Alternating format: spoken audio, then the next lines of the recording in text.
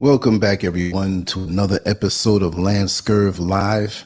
I have been busting my chops on so many different fronts, and you know how it goes personally. Those who are in the conference calls with me after the show, which we will have one tonight. So we have been multitasking like a mother, and I hate to miss shows, but we did last night, and even my sleep was off today. My body was calling, and I went and took a nap. In the middle of the day, we went out early and came back, and I had to take a nap. When I made this banner, it took me a long time to do it because every time I would do something, I'd fall asleep in the chair. So it's a miracle for me to be here, but I can't be away from my family for too long. Landon Price, Yvonne, Master Glam, Indigo King, Breezy. We got the crew here. We got a few more people. I know Reese is going to come in slipping through the door. Yes, yes. Oh, yeah. Well, you deserve your flowers anyway, and you're loved. That's right. And thank you for saying the same thing, Breezy. I'm a human being. I ain't perfect, but I'm doing my best, and I plan on doing better. That's what it's all about, to make your life better and strive to go higher. You will make mistakes. Never feel bad about that. This world is so treacherous because the minute you slip a little bit, many people are always there to remind you that, oh, you messed up. Oh, you what are you going to do? Nobody's offering help, but they're asking you what you're going to do. But then you've been there for them. I don't understand it. So now we're going to talk about 25 things women and men want in a marriage. Before I say that, I have to say how the sun was beating down. We did a short walk and talk. It's just a short one. We went over to the plant guy and sat down for a while, talked to him. Most of the time we were sitting down talking to him. So it wasn't as spectacular with the sights. But sometime before this week is over, I want to go out earlier with my tripod and talk to people in the street. I want that to be a regular thing I do damn near every day.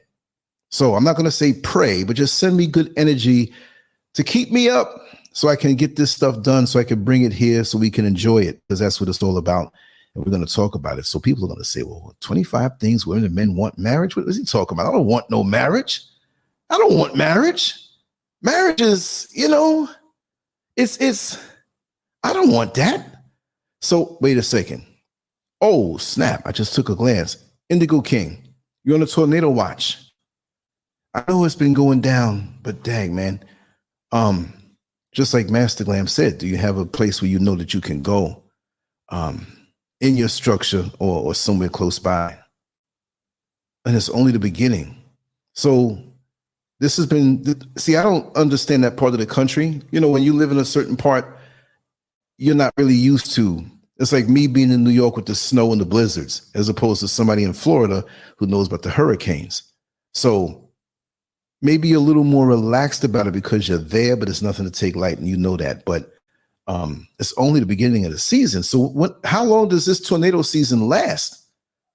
That's something that scares me for real. That's something, hurricanes don't bother me. Blizzards don't bother me, but tornadoes, you're brave, brother. You know what I mean? It takes a certain mindset. I mean, if you've been there for a long time, yeah, I understand, but we send a good protective energy to you in our thoughts. Yes, up to about November. God, dog, that's a long time. Wow.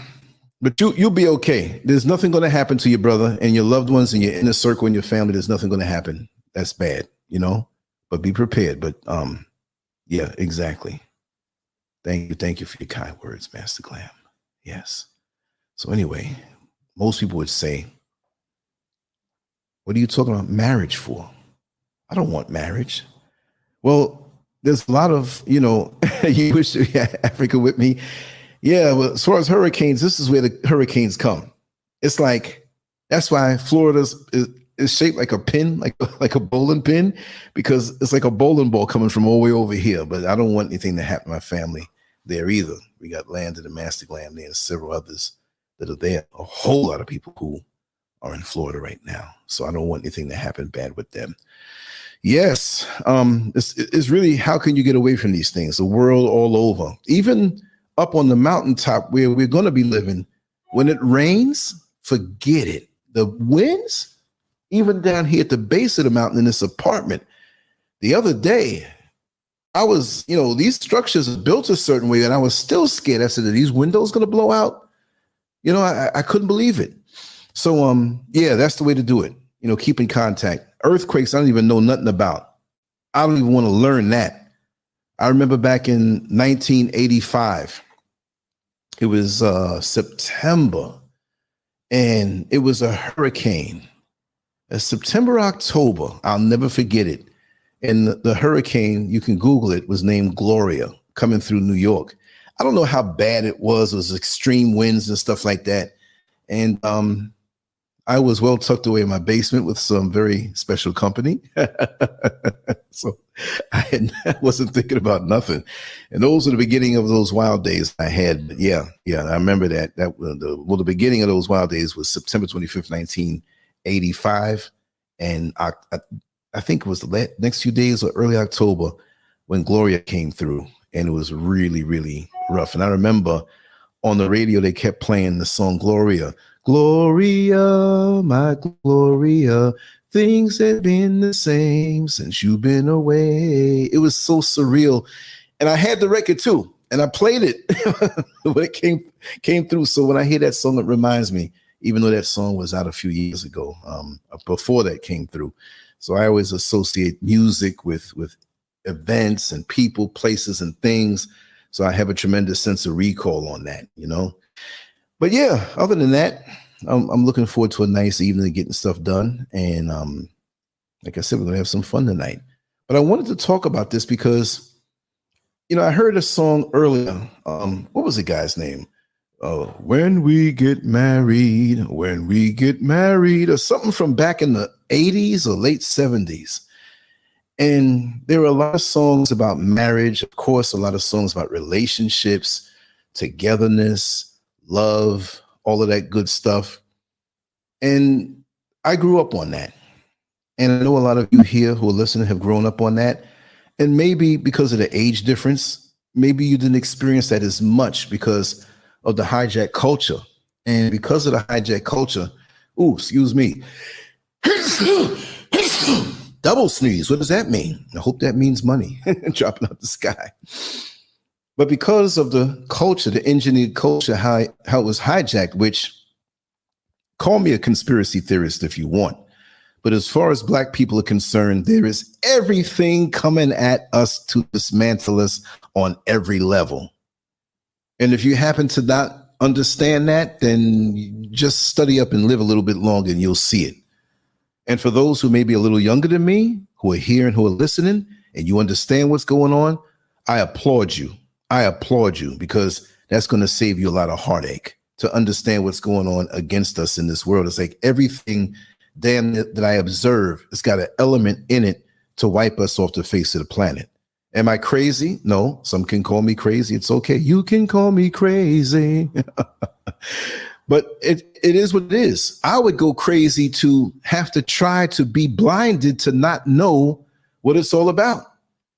And if a person in this day and age has had bad experiences and does not want to be married per se, because a lot of the guys say, oh, no, I can't do it, man. I'll take care of my kids. I'll be with somebody. I'm not getting married. There's too much legalities. I just met this chick. We had 2 kids already, 2 years, but she ain't taking half. I've been working for the last 20 years. She ain't taking half. I'll take care of her, but she just ain't going to walk over to the next dude and take half my stuff. I understand that if you've gone through that. I understand that if you dealt as a woman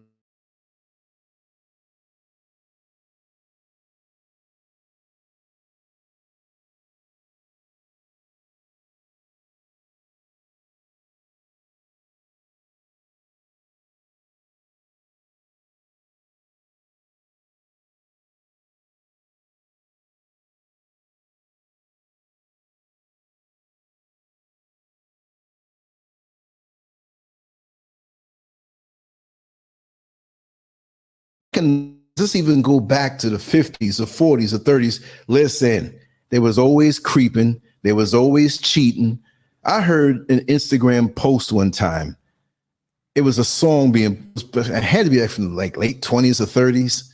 And the lady was talking about, you come on over tonight and eat my coochie and I'll suck your thing so good. I'm like, these things have always been around. And it's never changed. It's just broadcast more over the media, blasted into a mind of social media. And this is what a lot of us tend to think about because it's pushed in our mind. And marriage means shackles to most of us in this day and age who have been through stuff. We all know the man and the woman who may have gotten married and divorced like 6 or 7 times, and they keep trying. And some people say, "Man, that person's a fool. They should have left it a long time ago." But it takes a certain maturity and understanding, and it takes time. Again, I'm not trying to convince you into this because most are not equipped. Most, number one, are not healed up enough to even deal with somebody else's backyard. Your yard is not prepared right. Your bills are not paid. How are you going to pay somebody else's bills? How are you going to do it? Look, it takes time for you to get right with yourself, especially when there's so many distractions out here to take us away from us even knowing who we are. What happened to downtime and being bored when you're younger and going in your room, doing your homework? You didn't have no social media, no computer, anything like that. We got to know ourselves. What happened to making up toys to play with when we didn't have much? But we have everything. Our minds are blasted with smartphones as kids now. We don't want to play with a ball. Oh no, a ball? What are you, crazy? Throwing a ball around? But that connects you to other people. The other kids, you laugh, you giggle, you make memories, you talk and you laugh and you make jokes, and you get out the street when the car goes by and you go back out there to play again. You understand? So it's a different time now. And even back then, there wasn't the choice of, oh, I got married, now I just want a divorce. You stuck it out. And sometimes we have memories of grandparents or great-grandparents that stuck it out, but went through great pains. And some people say, I don't want to go through that. Because that's a big undertaking. You marry this one person and you don't know if they're going to be sick, terminally ill 5 or 10 years from now. You don't know if they're going to die. You don't know if they discover themselves and say that they're gay. You know what I mean? You don't know if they're going to run off with another person. You don't know if they're going to put on 250 pounds, which just shouldn't matter, because if you love somebody, you should walk down the street the same way with them, holding their hands just as proud, because that's the one who committed to you also. What happened to the ride or die mentality? And most of the time we marry for lust. We marry for lust. I'm going to bring it up again. When I was bouncing in the club over there, the name changes. Jamaica Be Crazy, they called it one time. It was on Colonial, Route 50, and John Young Parkway. This had to be about maybe 2004, 2005. There's a dude that I knew that came in there. He was locked up for a little time, in and out, so he knew me. Hey, Scurv, what's going on, man? So I'm talking to him, and he looked over there at this woman that had these damn near transparent white pants that was so tight she had to have a wrench to wrench it, pull it up so tight. Oh my God! But she was phenomenally built, and she had the red panties that you could see through, and his eyes immediately went to that, and he said, "Damn, Scurv, look at that girl ass. I want to marry her." You see, lust. You want to marry her because of her booty cakes? You got a lot of idiots out here who have well-shaped booty cakes. It almost sounds like the politician Buttigieg, and that dude is gay. A politician named Buttigieg. I couldn't have made it up like that. But yeah, and I mean, of course, I'm not even mad at a woman all the way who says, if this man can help me to be secure and take care of me, I'm not even mad at that. I'm not talking about the gold diggers, but I'm talking about a humble young lady who will give her all for her man. And once she locks in with you, she ain't never leaving you.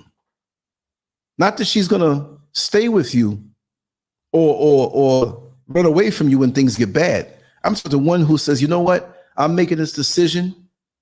I want a man who can take care of me, and I'll give him my all forever and really mean it. You understand? Even when this thing don't work so good, or, you know, whatever, she's ride or die. There are some ride or die females out there like that. They're not just looking to say, oh, I want a man who got a Rolls Royce, a Bentley, 15 condos, and, you know, nah. but one who says, listen, I may not be the most beautiful, I may not be the most educated, but I work hard and I know how to keep a home. I will give a man a home. He can get the house or we can get the house together, but I'm going to make sure it's a home. Hey, that's better than just some of these women, and I'm speaking to the men also flip side wise, because I'm not just getting on women, but that's better than these people who are just there for whatever they can get and they go. Let me take a sip of this drink, y'all.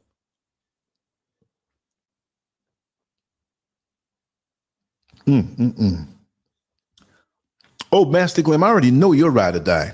I already know you are ride or die. I feel it all through my soul. I already knew it from a long time ago. I know there's no doubt in my mind you're ride or die. And you're rare. You're rare.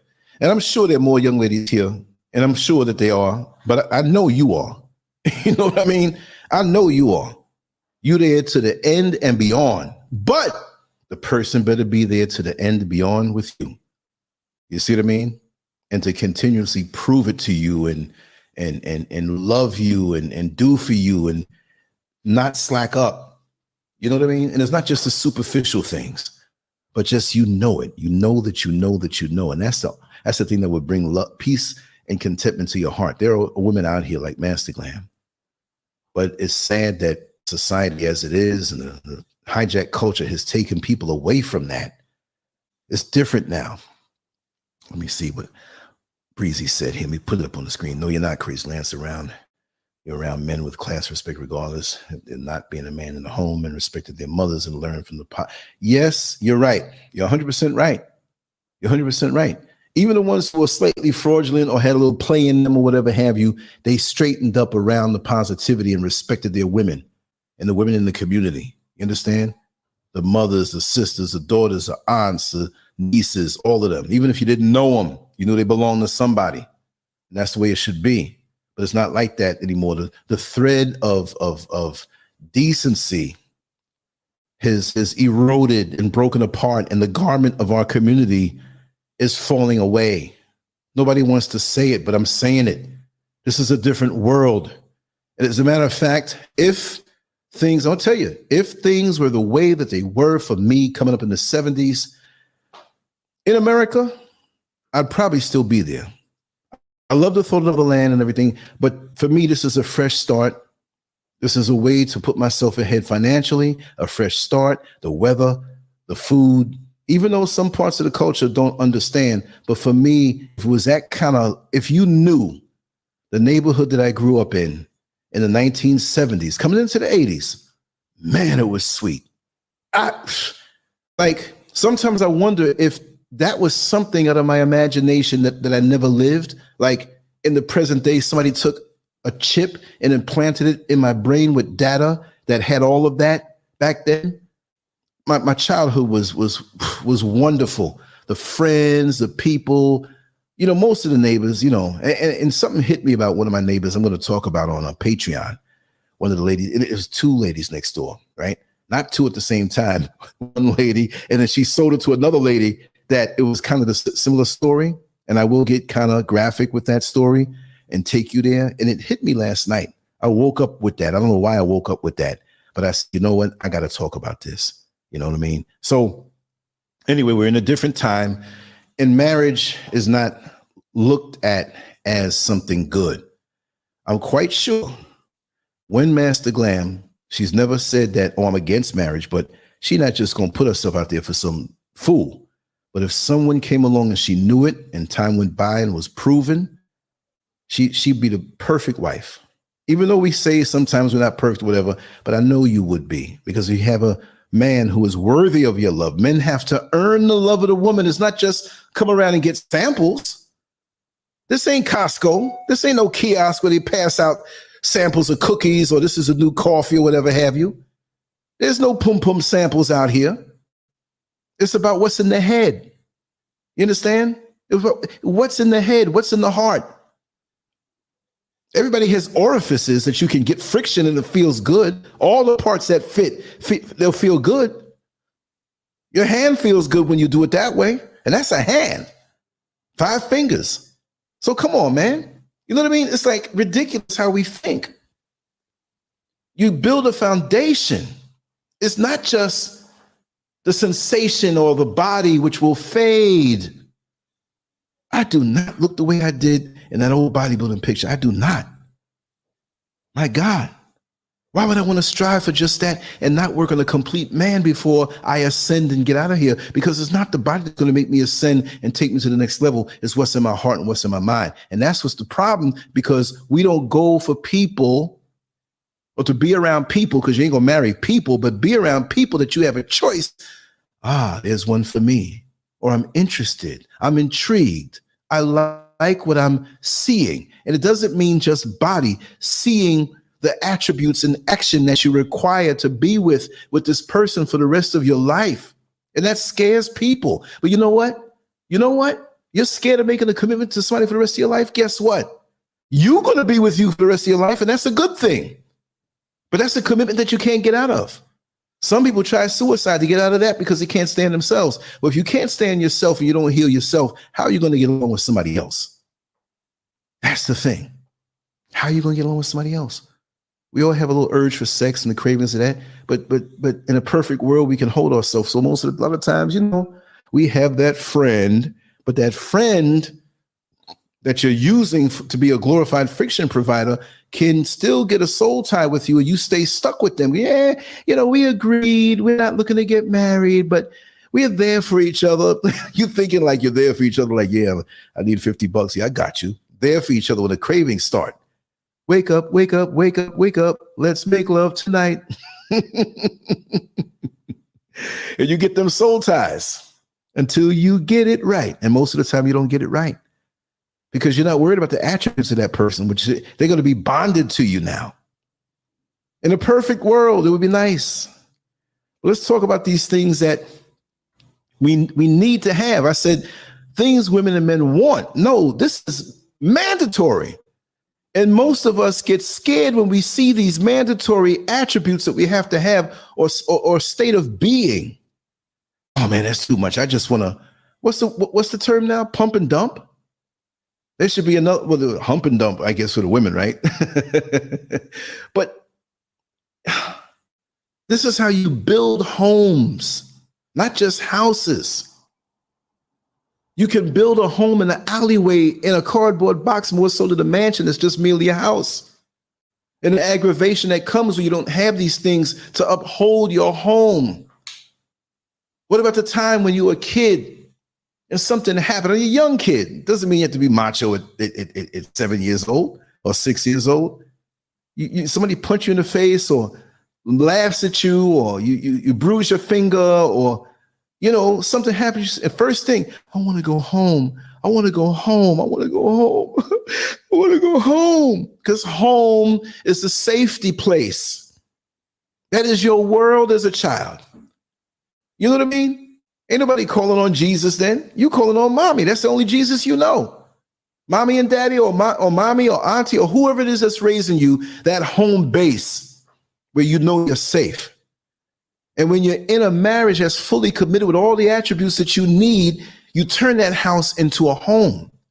If it's just a house, well, you may call it home, but you realize when you get older, my folks was just as dysfunctional as anybody else. Well, that was your home then. You didn't know any better. And hopefully you can heal from that. But when you have a halfway decent home where there's a commitment of man and woman, and it doesn't really have to be the white man's paper. I understand that. So I'm not just talking about just a piece of paper. I'm talking about the ride or die commitment between two people. That's what makes a marriage. So don't think you have to, well, my parents were married, but they stayed together all their life. That's a marriage. I don't care if it's common law.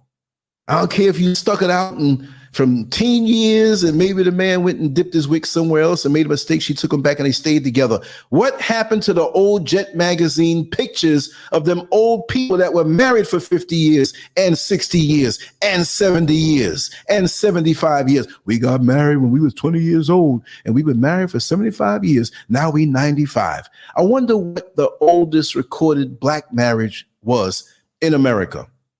And why do I say black and in America? I'm not concerned about the locust. That's the new name for it. Lady J, it's called locust now until YouTube comes around and wants to ban somebody because we call them locusts. Hold on one second. Let me just take a sip of this little tasty drink here. Mm-mm-mm. I talk so much, the vapor comes out and I get thirsty.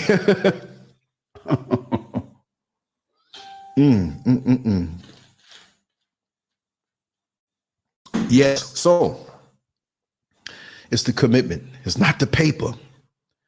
But the paper is cool for the legalities when you know that this is the real deal to protect yourself legally. They talk about prenup.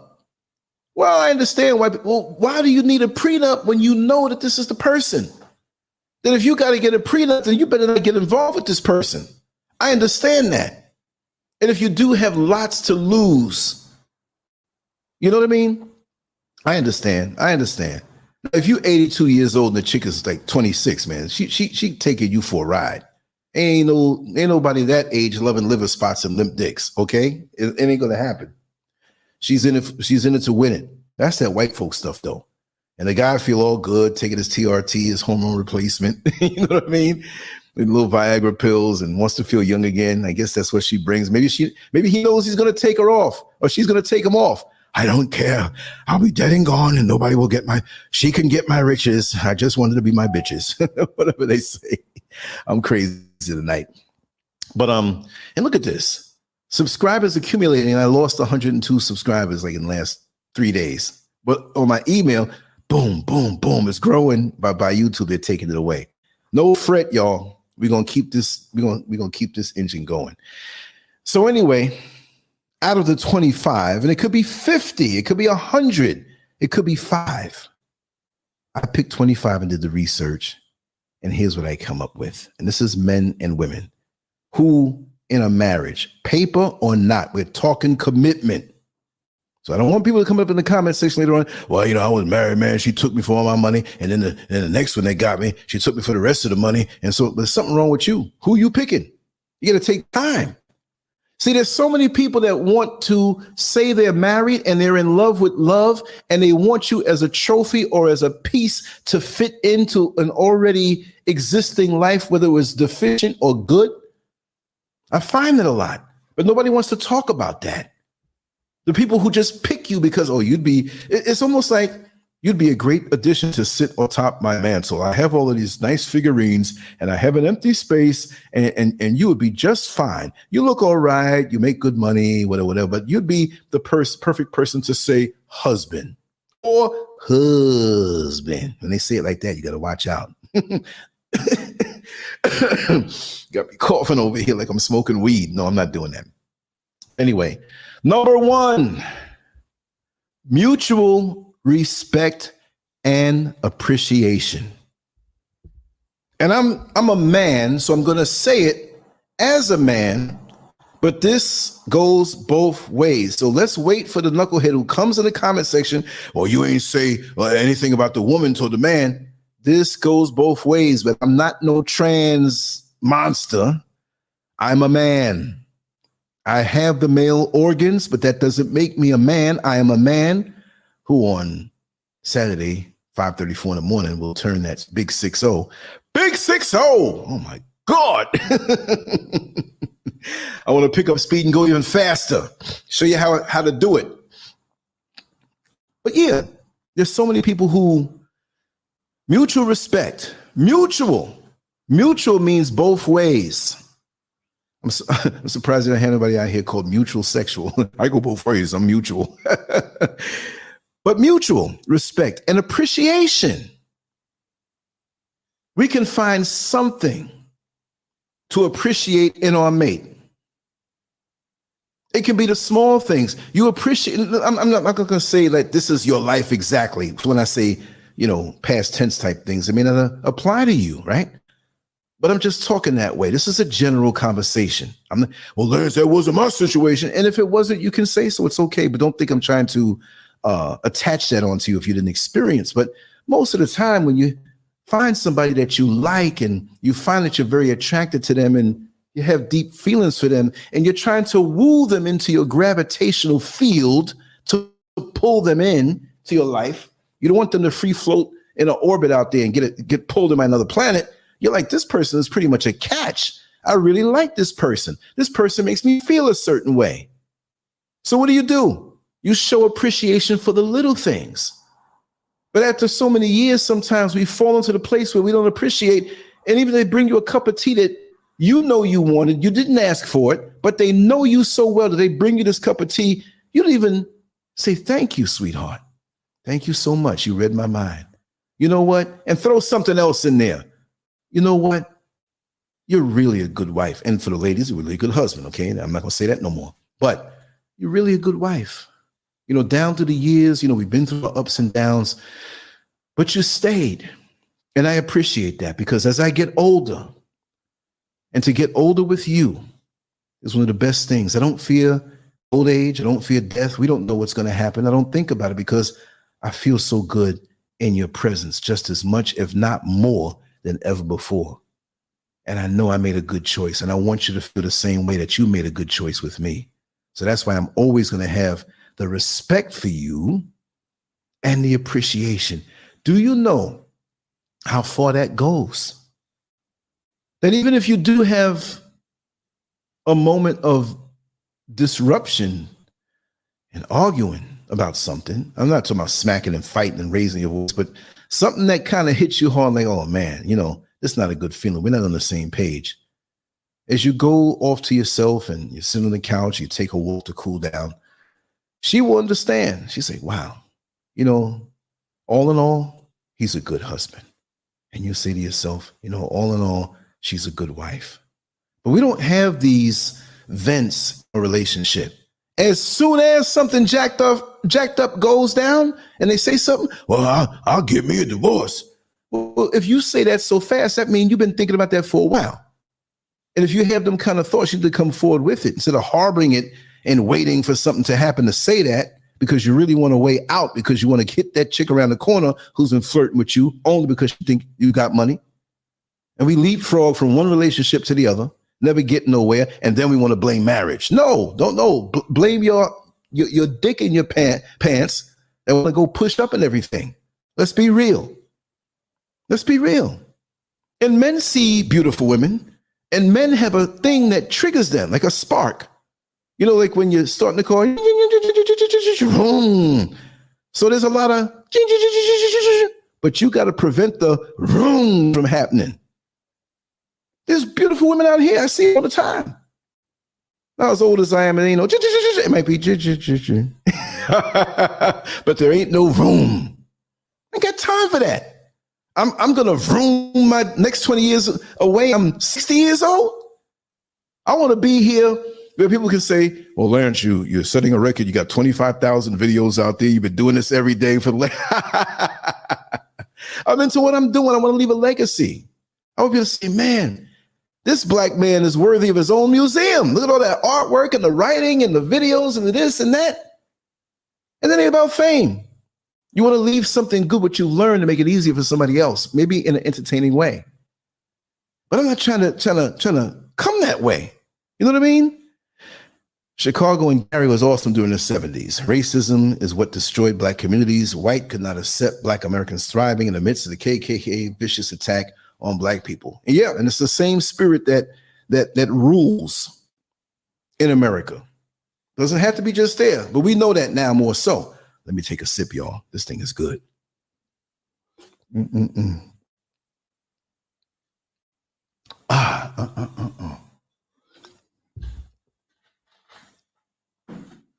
It's the simple pleasures in life for me now.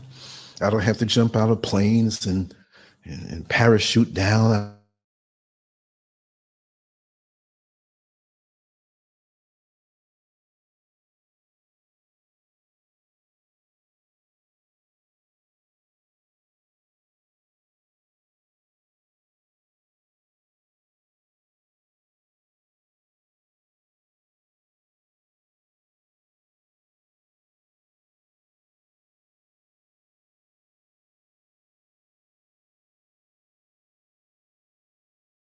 Okay, there it is. Patreon.com LanceScurv, right? Become a patron to enjoy our raw, uncensored content. And for the last 2 days, I was pushing to do it and I couldn't get nothing out. We want to have a bunch of stuff out. I woke up this morning and wrote 2 articles. I dropped it in the community tab on YouTube. And where else did I put it? I put it on Instagram. Little things that cross my mind, you know, little things I want to talk about that are not really related to anything, just Just throwing it out there, right? But back on the topic. So the next thing, trust and honesty. If you got to go through your mate's cell phone, you got some serious what you looking for? What you looking for?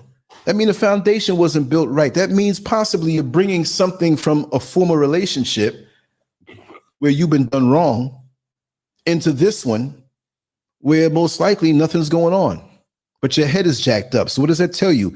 You have to heal up before you get involved. You all don't have a cookout in your backyard and leave the yard trashy, do you? You clean up, which is comparable to healing up. You clean up. Don't invite guests over your house in dirty underwear on the floor, piles of clothes not washed and dishes in the sink, and you got a pet and the stinking in there you didn't clean up. It should be outside anyway. And if not, then keep it clean. But you get your house in order before you get into something. So if you get into something, like they say, trust and honesty. Honesty comes along to save the day. So when you're getting with somebody and you do have trust issues, that the scars cut so deep is not as easy. It's just a little razor swipe. They give you a little surface cut, a little Band-Aid on it. This is a deep stab wound. And you wonder if you're ever going to get over it. And so now in your discussions, when you have trust, you must be honest and saying, listen, in my former relationship, I was done so bad. And the trust issues are still there. But I'll probably take about 5 lifetimes to get over these trust issues. So I need you to understand what I've been through, not as a precursor or a way of me writing off crazy behavior when I think you did something wrong. No, it's not like that. But I need your constant reassurance in my healing up. State what it is that you have in your heart and you will get it. But you want to be strong man or strong woman. Again, this is for both men and women, right? But you, oh no, I'm strong. I got over that because you mad at the dude that hurt you. Yo, I got it. No, you didn't get over it. 9 times out of 10. State what it is. State what it is that makes you insecure. We're all insecure on a healthy level. There's a healthy level of insecurity that's built into us that we must deal with. And to sit there and act like it doesn't exist, then that's a recipe for disaster. So be honest. If you're not all the way done cleaning, you have guests coming over and you tell them to come over for the dinner like 7:30. There's always that guest that shows up at 5:30 looking around. The house ain't ready yet. So you say, listen, you got here a little early. It's no problem, but I'm not ready to receive anyone because I still have some cleaning up. So I can't entertain you right now all the way. Let me finish my work so when the other guests come, we'll be ready. Now, sometimes they know that they're just doing that on purpose because they ain't coming to help you clean up either. So trust and honesty. At this point, when you're going to get with somebody else, and it can't be something super severe, super duper severe, where you're paranoid and you're watching them. Nah, it can't be that. But if it's something that bothers you and still bothers you, you have to have the trust in the person, if they're really concerned on your mental health and your emotional health, that they can say, you know what? I can work with that. Because you know what? I have some trust issues also. So you know what? We can work on those things with each other. Okay? I'm not going to keep a PIN code on my phone. You know what I mean? I'm going to show you where I'm going. Anywhere I go, you can come with me. You understand? And I can explain ahead of time everything that I will do that might even look suspect.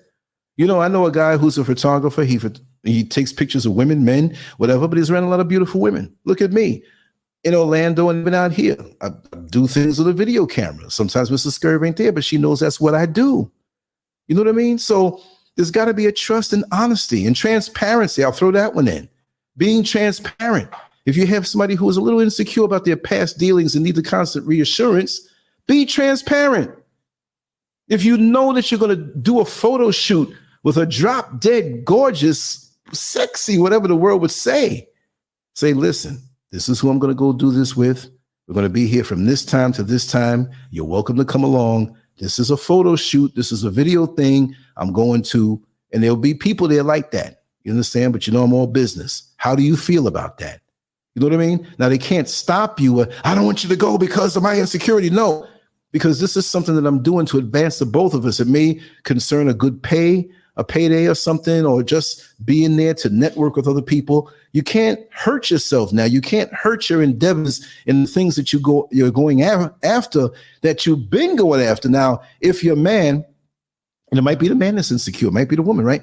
But I'm saying it as a man. But if you're a man now, all of a sudden borrows a camera and says, I'm going to go do photo shoots at this pool with these half naked women, now there's something up with that. You gotta then you raise your eyebrow like, I'm out of the ordinary now. What's going on? You know what I mean? I mean, because I'm allowed to take one of my cameras and take a walk 3 o'clock in the morning and walk outside. I haven't done it in a while, but you never know with me. You never know what you're getting. And that's the thing that amazes me about the potential of every day. Like if I do go out in the street with my tripod, Mr. Scurv is going to go up on the property and I talk to people about a certain subject. Who is it right now that I'm on a collision course with? That's what gets me. That's what fascinates me. What are they going to tell me? You know, what does this new day bring? This is why I have so much enthusiasm, because each new day brings something for me. But I don't exclude Mrs. Scurv. If she wants to go up there, those plants are her babies. Y'all know how it is. She'll walk and she grabbed some things today to make the merengue. And she made some little videos on the phone. We'll put them up within the next few days. Nothing big, but just we'll put it on her channel, right? But, you know, we have to know each other, what we're into, you know, but trust, honesty, and I add in transparency, you know? And again, it doesn't have to be where you have the piece of paper, but a commitment, because nothing's going to stop you from walking away if you want to walk away. Nothing's going to stop the next person from doing what it is they want to do. They want to go cheat behind your back. We're talking about two serious individuals who make a commitment. The same way you make a commitment to a child, like I'm going to raise this child. I'm going to educate this child. I'm going to take care of this child to the best of my ability. You get a new job. I'm going to show up on time. I'm going to try to be as, you know, cordial as I possibly can and be professional and get the job done until I move on. Commitment. That's what it's all about. Number 3, emotional connection and intimacy. Let's flip that around. They said emotional connection and intimacy. Well, we know what intimacy is, and it's not just sex, right? But in the case of that, have some kind of emotional connection.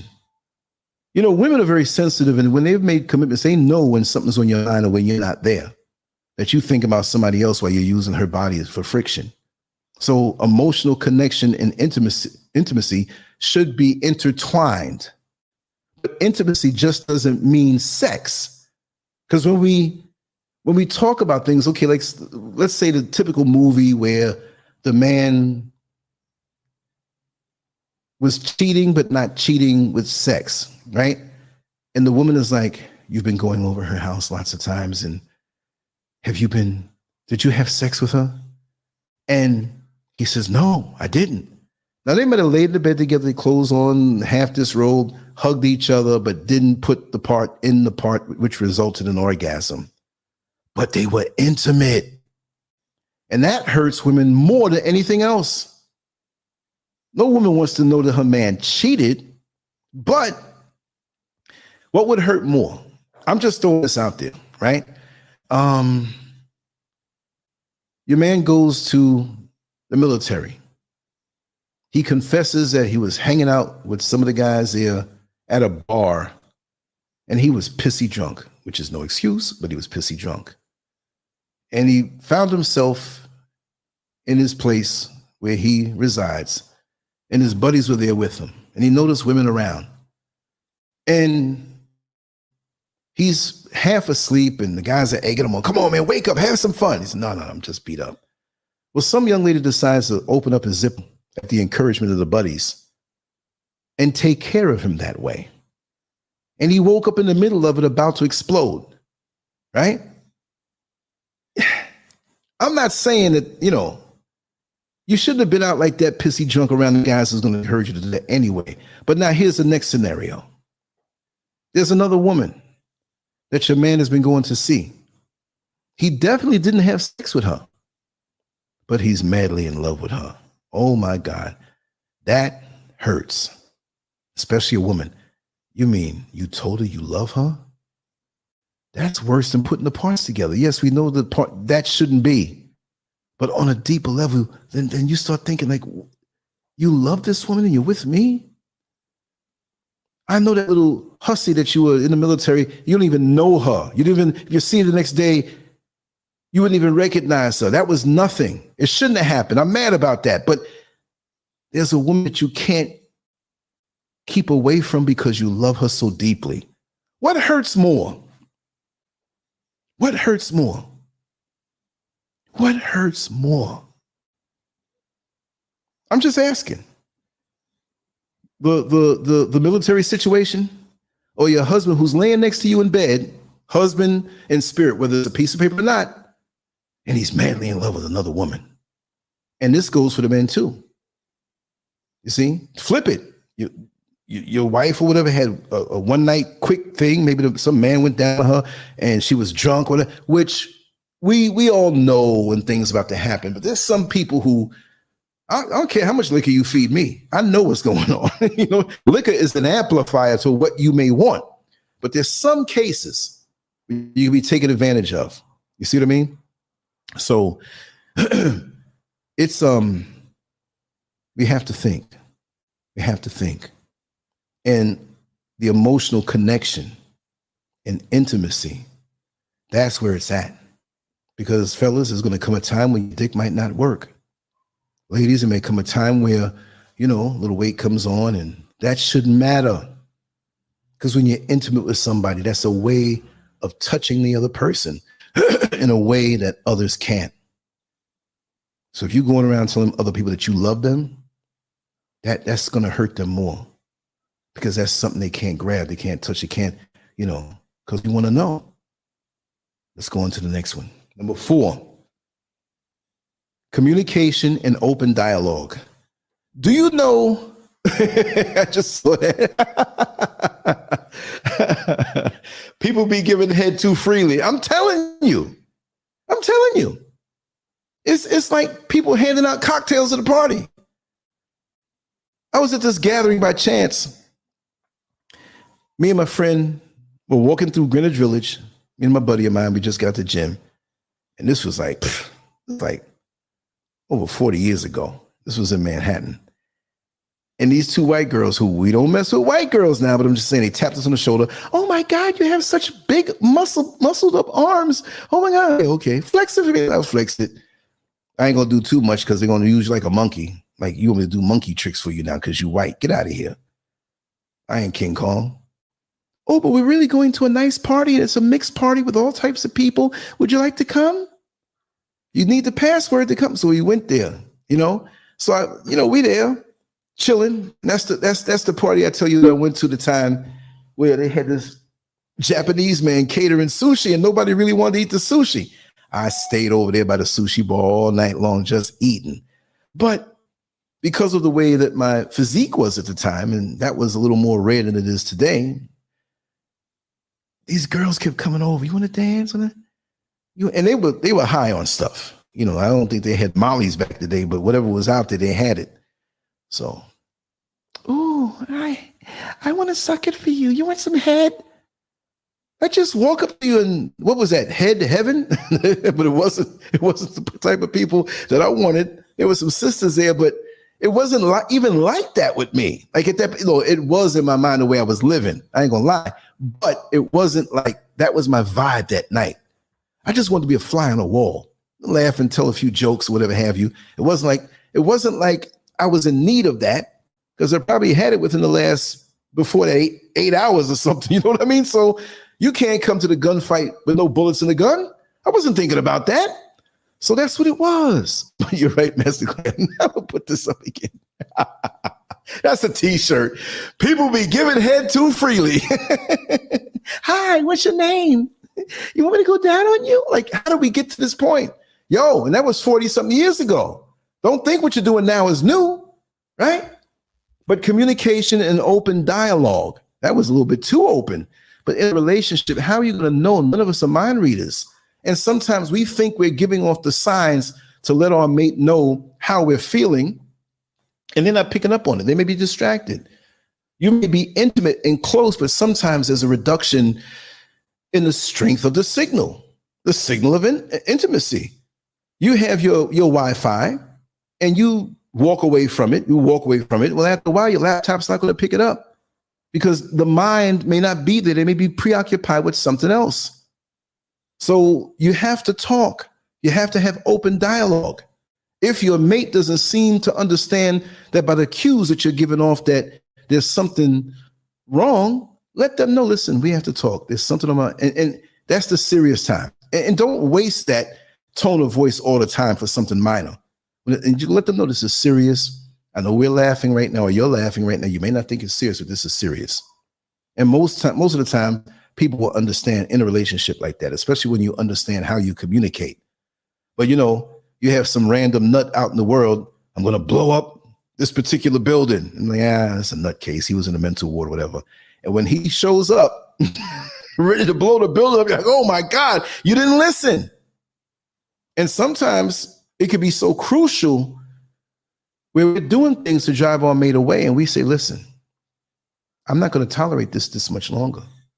And you're like, you'll be there. We've been together 25 years. Until you come home and you see them coat hangers swinging. No clothes on it. You didn't realize you had that many coat hangers. Homegirl left or homeboy left, just up and left because you didn't listen. Take the communication seriously and always have open dialogue. Okay? And reassure your woman, reassure your man. Have the open dialogue. If something looks funny, nip it in the bud. You know what I mean? Nip it in the bud. Open communication or open dialogue and communication. Shared values and goals. If you don't have shared values, you're in trouble.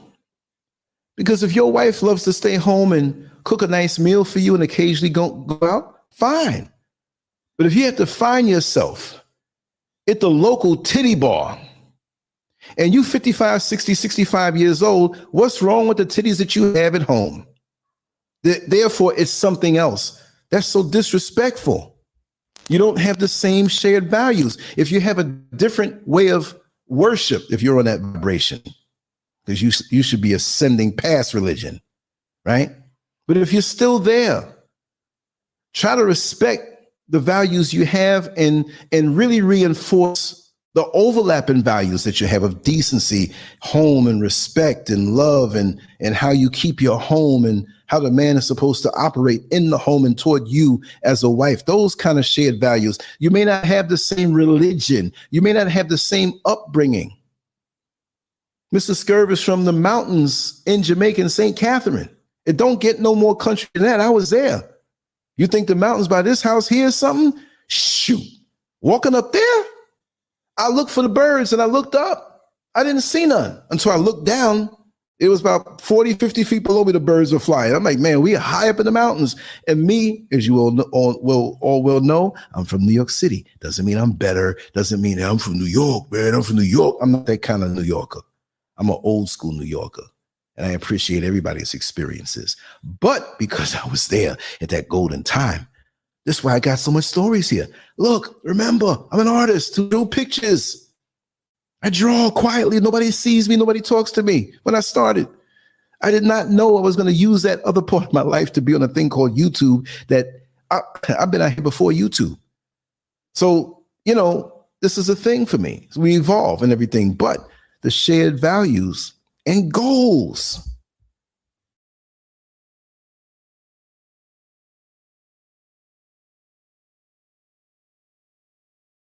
It all.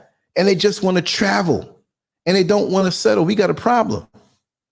Can we travel a little bit and focus on the house a little bit or with equal energy? What is your lifestyle? What is the epitome of a lifestyle for you?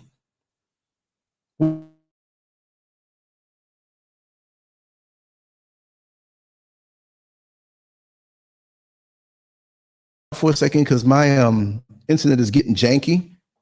So let me keep watching this particular thing because it'll mute out sometime or even cut off. It happens to cut off and not come back on the computer, or I have a power outage, as you will know. Give me 2 or 3 minutes to get on the phone and I'll continue the dialogue. So you just hear me blank out and that's it. So, like I said, if you have the goal of being a corporate bigwig and you started out, you're between the middle and the bottom, right? It's going to take you years to get there. And your time is going to be spent there. You're going to be spending more time there with coworkers than your family. Is that conducive to family life? Or maybe that's a sacrifice that's temporary. Maybe you all plan to move soon. You want to get to a certain position so you can command more money when you move. Yeah, compromise. But you have to have shared values and goals. Goals. What are your goals? Because if we're both in New York and your goal is California and my goal is Florida, baby, we ain't gonna be traveling too much together. You know what I mean? It ain't gonna work. So you have to find a way to weigh it out. If it means more to you, don't lie and say, well, I'll compromise and get pissed off 2 years later. I could have done this and I could have done that, but I found myself with this fool. No, say it and state it from then so you can save yourself years of frustration and years of heartache. Because like I said, reading the thing about Steve Jobs when he was on his deathbed before he passed away because he had the pancreatic cancer. With him, he was saying how, a Rolex watch tells the same time as an inexpensive Timex. A cheaper comma box, a Toyota Corolla, gets you the same place as a Rolls Royce. So, he loved his work and he was into his work and he was known as a prick because he was all about his work. But he basically said it's not even worth it. It's those little moments that you share. These moments that I share with you here, just talking off the top of my head about life, I love it. And I love what I hear from you all. That's why we have the conference line after the show. You see what I mean? So we can discuss and mold and shape each other, and iron sharpens iron. I'm not the only iron here. I'm not even saying I am iron. Sometimes I'm putty. Sometimes I'm bubblegum. But we're here to help each other and use social media as a positive to enhance each other and to support each other. That's a beautiful thing. So we have our relationship here. You see what I mean? So number 5, okay, I was going to say shared values. I got the numbers wrong. Number 6, support for personal growth and development. The person you have at home that you're committed to, that's the one that you really expect to have that support from for personal growth and development, even the support for professional growth. If you know your wife is working those corporate hours and you have both decided that, situations are different, right? She might have put you through school. I don't mean just like you sit back and just go through school. You committed like, okay, honey, I'm going to do more work and you're going to go to school. You're going to get this level of education where you can make this amount of money. And then when the next time after that, you're going to take care of me, right? That's perfectly feasible. A lot of us don't trust that. What happens if they get something out of me and I don't get, yeah, it's happened. It's happened to me many decades ago. But that's some chance that you have to take. But the thing is that the support for personal growth, not smothering them by beating them down on what they need to do. And let me get a little sip of this drink here. Hold on. Now, this is not alcohol. I said drink.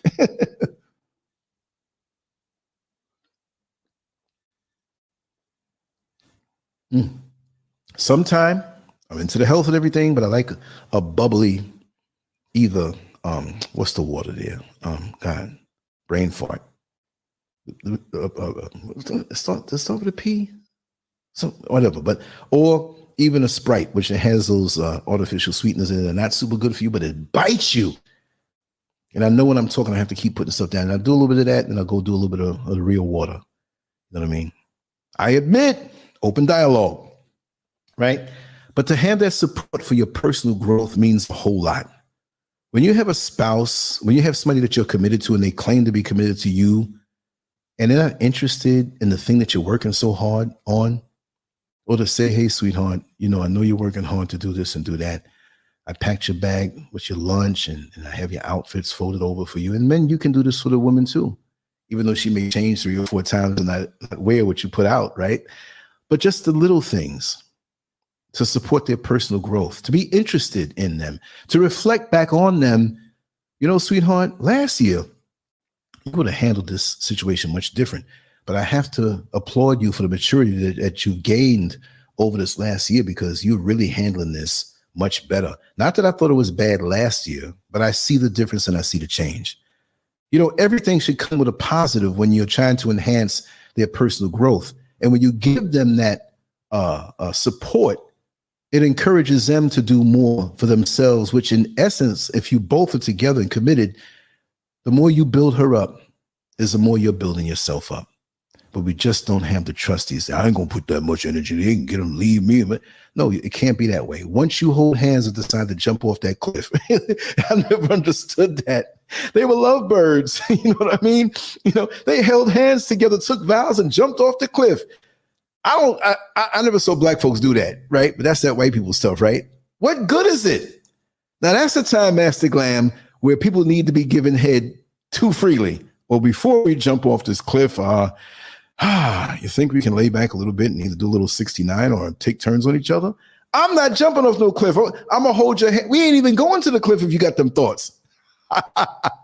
No way.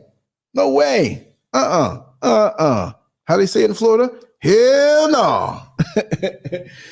no. Support them for their personal growth and development. You never go wrong. And this goes for your children also. And when they see you advancing this way, your children can see growth in you, and they'll take heed to that, and they'll be on that same path. And that's something you've communicated to them in a nonverbal way, which you will do it in a verbal way, but they got to see it. You see what I mean? If you're up in a plane and you see the pilot run back, oh my God, we're not going to make it. You're going to freak out.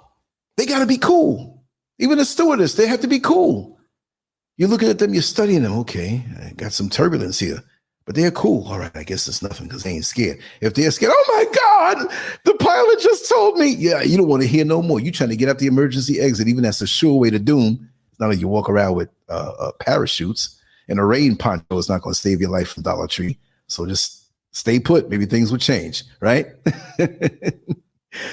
Quality time together. That is sometimes the hardest thing to do because you'll have people around you in the form of the fake friends and the in-laws who don't like the union in the first place, or his friends or her girlfriends who have crappy relationships with themselves or with other people, and they see you getting along, and they don't want you to have any quality time. As soon as they know they got it down to the hour. That next day, they know you wake up on your days off around 8:30. You sleep a little extra because you don't have to go to work. Hey, girl, you want to come to the mall with me? I'm going to be there all day long. And they know you're going to spend quality time with your man. Right? Same thing with the fellas. Hey, what are you doing? Take a drive with me over to the auto parts store real quick. You might have to get something from there so your woman will understand. Say, okay, go ahead, get that knocked out and go. Then they start driving somewhere else. So I just want to make one more stop real quick. 10 hours later, you're still out there with them. I'm telling you. Now, there's a dude I knew. He passed away, God rest his soul. Passed away, I think, back in, was it 92? I think it was. Yeah. And anytime you got in the car with him, I mean, this is extreme. I got to take a sip on this one.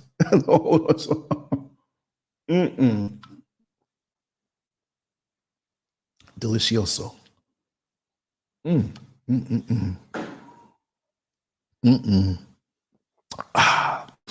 Anyway, this was the worst one that happened to me. I was up all night. In those days, there was no YouTube, there was no social media. I was up all night, and I don't know what I was doing, nothing kinky, nothing like that. I was just up all night.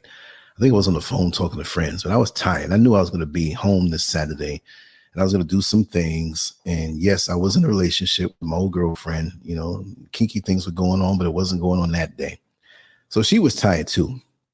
And homeboy came over. He was a couple years older than me. He was in his early 40s, and I was in my late 20s. Okay. He was a mechanic, and he had issues as a man who wanted to be settled. His confidence, looking back, wasn't that high. He had those issues, but he was always respectful.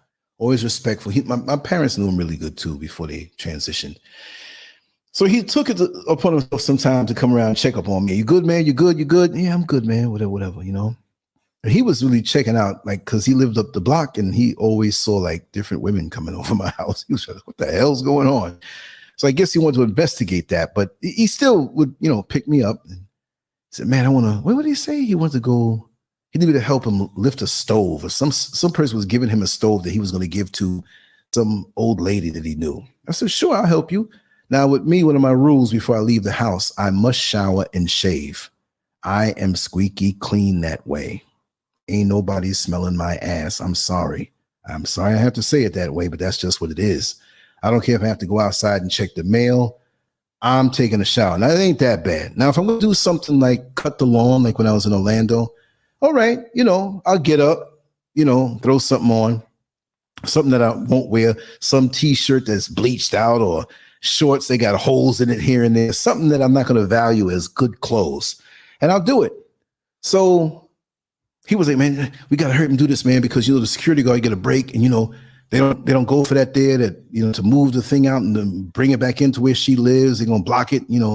They wanted to have the people that rented the place pay them for the use of the washer and dryer that they would use. So we were going to slip it in past the security guard. So I said, okay. So I didn't wash. Remember that part. Wasn't stinking, because I take at least 2 showers a day, but I don't like to feel the oil on my skin, right? I don't like to feel any growth on my face. That's why I'm not showing my face now. I slept most of the day, got up, I was too close to the show. So anyway, we hop in the car, we do the do, and I'm getting hungry. And so I said, yeah, man, let me get on back home. I'm getting a little hungry. I want to wash up. I just want to wash up anyway. I don't be walking around 4 o'clock in the afternoon with last night's funk. Oh, no, I'm not a funk freak like that. So he said, yeah, but let's go get something to eat, man. I said, okay, I can't refuse that. So I called my old girlfriend. I said, listen, you want me to bring you something home? She said, no, I made a few little things. If you want, it's here. I'm going to chill here. We'll have some fun later. And I'm like, okay, I know what that means.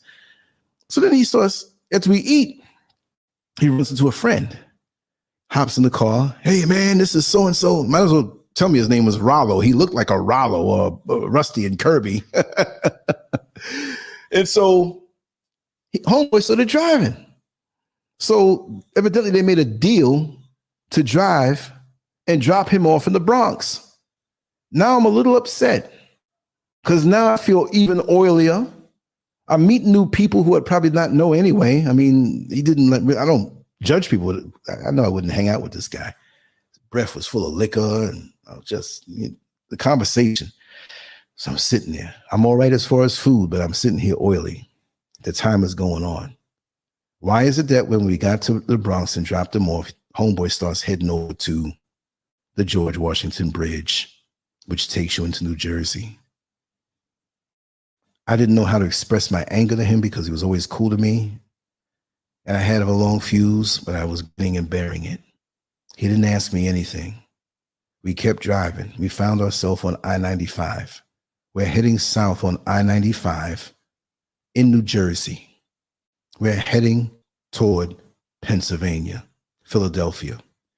Hours later, here I am with holy shirts on and a t-shirt that is bleached, looking like a bum, sweaty, stinking on my terms, shadow growing out of my face. And we end up at a cookout in Philadelphia when it was only supposed to be a run to the auto parts store. So I gave up. I said, you know what? I'm going to ignore the funk. I don't care how I look. I'm in there dancing and sweating funky with a piece of chicken in my mouth and macaroni and cheese in a plate, mad, but trying to make the best of it. I got to make the best of a bad situation. That's what I had to do. Oh, God. Anyway, let me get back on point here. I'm always sticking a story in somewhere, right? Okay, that's the quality time, right? Affection and physical touch. Listen, I don't care how tough we think we are. We need affection. And to receive affection, we need to be able to open up. We can't be all hard and cold. When I see some of the toughest people out here, a lot of times they're acting that way because they really want affection. A lot of times they're bleeding on the inside or crying on the inside begging the world, please just show me some affection. And the physical touch just doesn't mean like this is the beginning of foreplay. But sometimes people, we need to be touched. But in this Me Too movement, and my movement is the not me movement, because it ain't me, you got to be careful. And of course, you don't touch somebody you don't know. But if you're close to them, you touch them on the shoulder when you're talking. You know, you touch them on the elbow, the forearm, you hold their hand for a second. If it's somebody that you know that needs a hug, you let them know. Just don't jump up on them. You know, they may take it the wrong way. Who knows? Who knows how the strength of your relationship is? You say, listen, you just submit to it and say, listen, I need a hug. Even when you know they need it, you say you need it. Listen, it's been a long day. I need a hug. There's something about the hug that affects us biochemically and on a spiritual level that lifts us up. We are made to be physical with each other.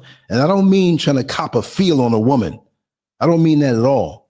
But a hug out of love, even if you're tightly hugged and it's a love hug, it's a rejuvenating thing. It's a let me jumpstart your spirit hug. The cars on the side of the road needs to jump. That's all it needs. That's a hug between two cars to give you the strength to carry on. And when you hug, you let them know, you get the eye contact and say, listen, it's going to be all right, whether you know what it is or not. You said you made it through so much this time. You hug them and you say it's going to be all right. And you hold their hand, you sit down next to them and you continue the physical touch. That means so much to them. That's the way we're supposed to be. But in this corrupt world, we're scared to touch. We're scared social distancing. Look at the byproduct of the whole thing with social distancing. We had to wear a mask. We couldn't see emotions.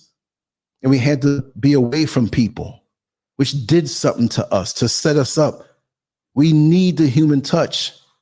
But after that, crime explodes and more things happen because we're distant from each other. I remember seeing a short video of a guy, either he shot up a bunch of people. You had to see this. And I think it was a black security guard. Saw the guy coming with the weapon. And eventually he ended up hugging the guy. And the guy broke down crying. You see what I mean? Now that's brave, especially if it's a locust. I'm not trying to hug no locust and then he shoot me up. I'm trying to get on up out of there unless I have my people there with me. But if it's just me, hey. But if it was one of mine, you know, I could do something like that. But if we were stored up with the connection to different people that would do stupid things and realize that, you know what?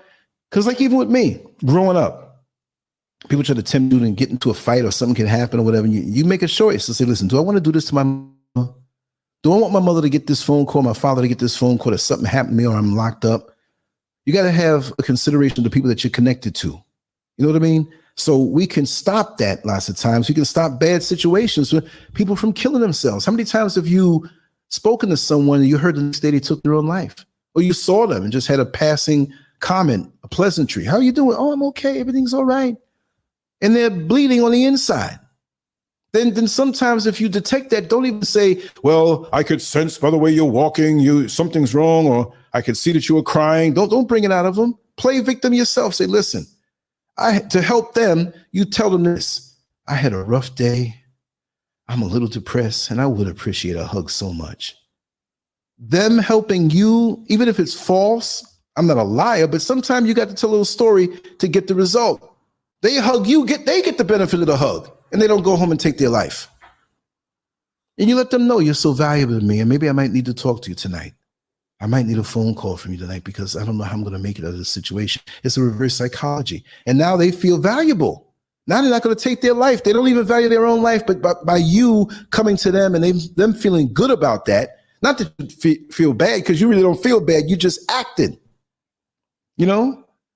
You're just acting to build them up. Of course, our little children's artwork is precious to us, but if a stranger handed you a bunch of scribble on a paper, like, man, what the hell is this?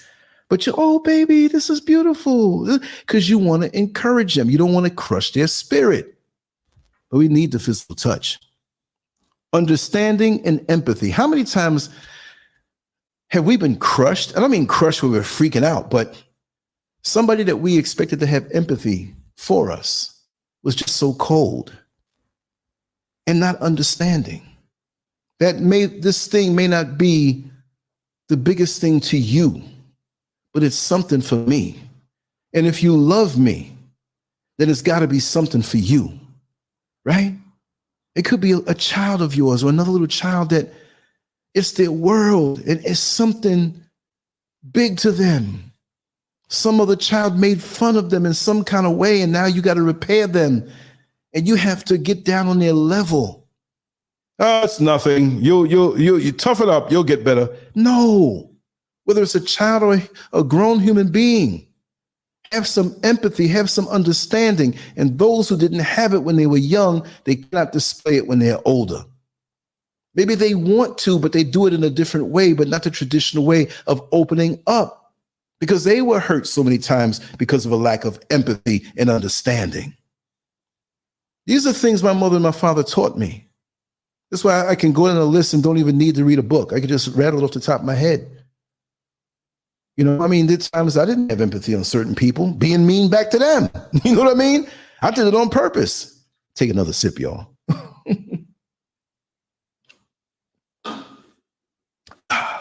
So that goes a long way when a person feels that we understand them.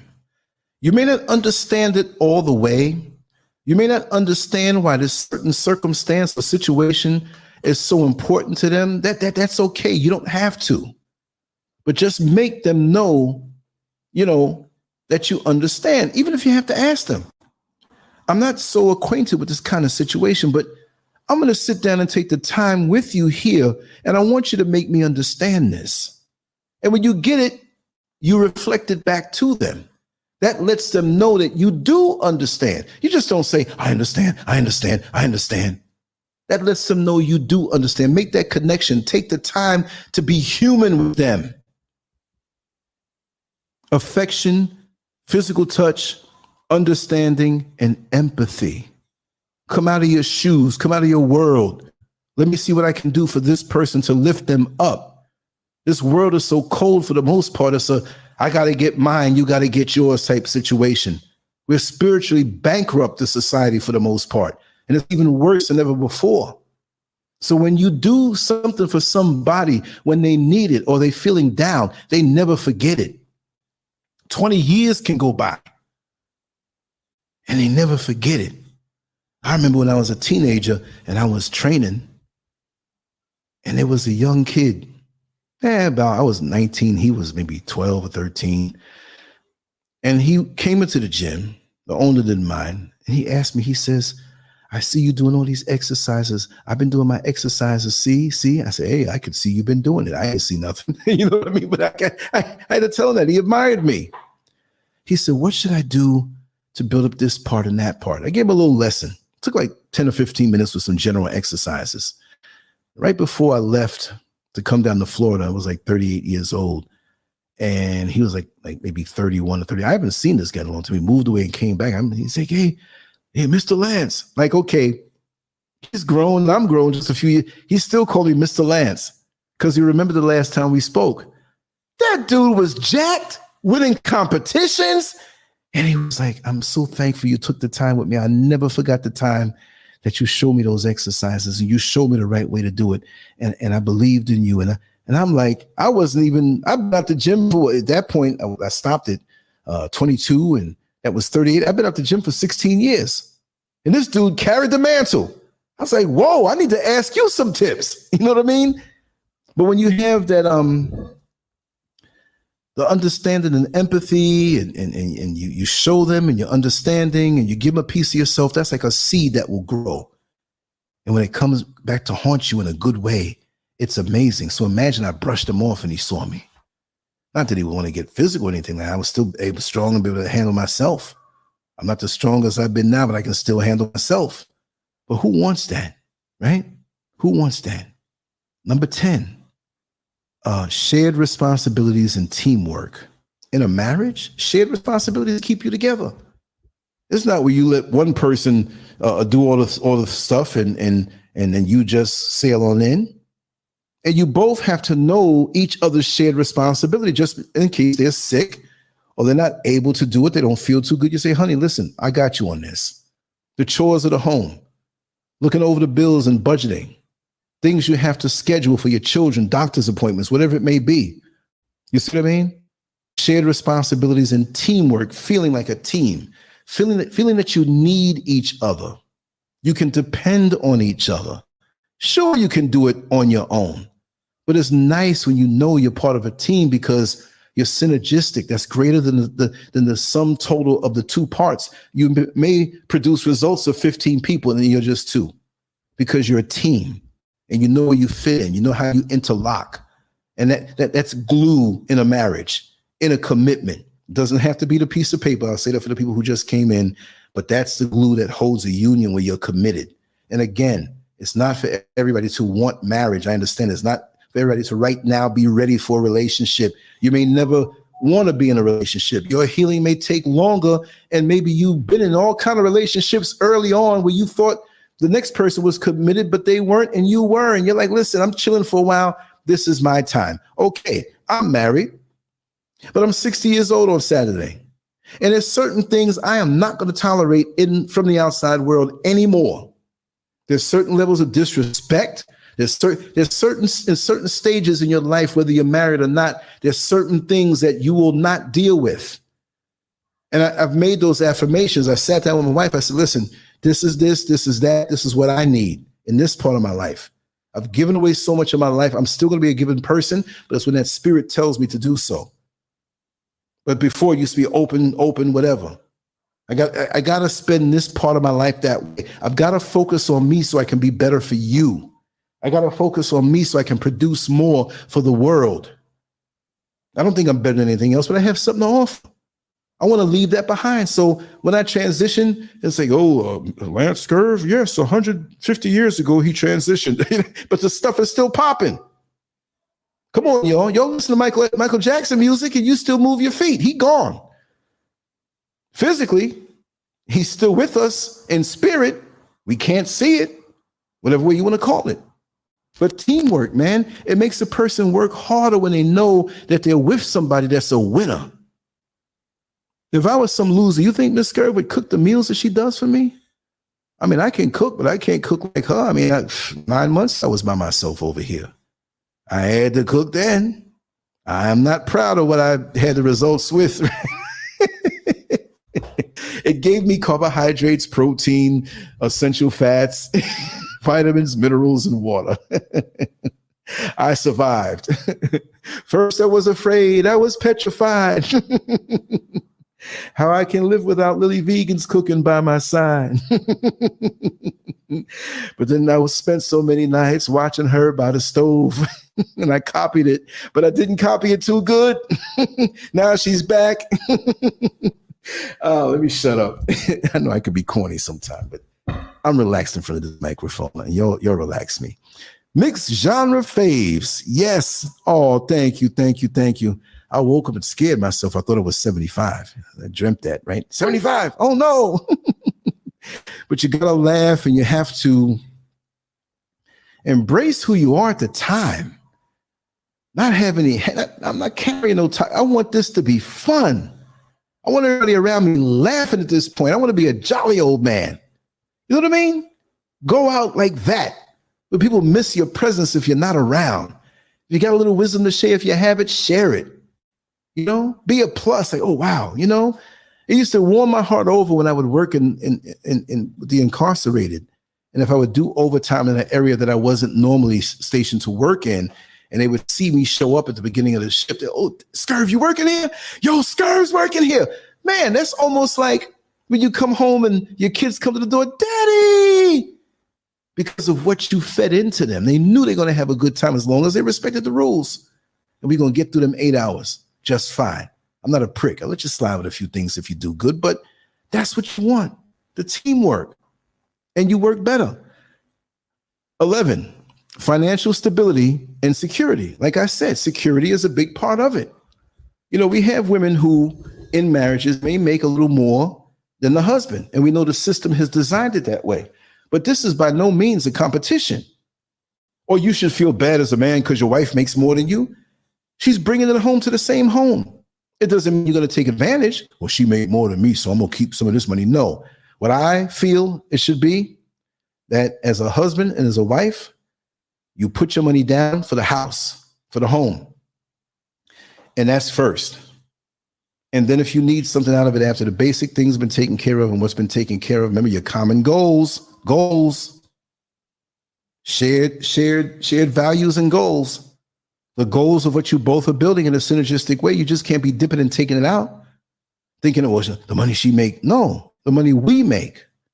And you're always trying to, I'm not just going to say, go and make more, drive you so crazy, work overtime and never be home. But when you have to work a little overtime to bring it around because of the goals, do so. If you can get something that makes more, do so. If you can cut back on certain things, do so. But you have to have financial stability and security. And it's very tough in this world the way it is now. Back in the day, me coming up, it was so easy to get a job. And there were certain things that weren't taxing you as much. And it used to be where a man, and this is way back, and I'm not even going to say it's in my life. It was, but I was much younger. But you can go down and fill out an application at a local factory, get a job there, get insurance, have a retirement from a pension that you get to the day you transition, and your wife gets it after you leave. Dang. And you had to fill out an application with a paper and a pencil, pen. And sometimes you're walking out the door with, you're going to wait for the phone call the next week or whatever. And they, hey, are you available now? Like, yeah, okay. Well, let me show you around. And you end up working that day. You fill out the paperwork and stuff. It's not like that anymore. Sometimes you got to work 3 different jobs to get the money that you'd get on one. That's 3 different commutes. It's broken now. Then the stability of these workplaces, they let you go so quick. Last hired, first fired.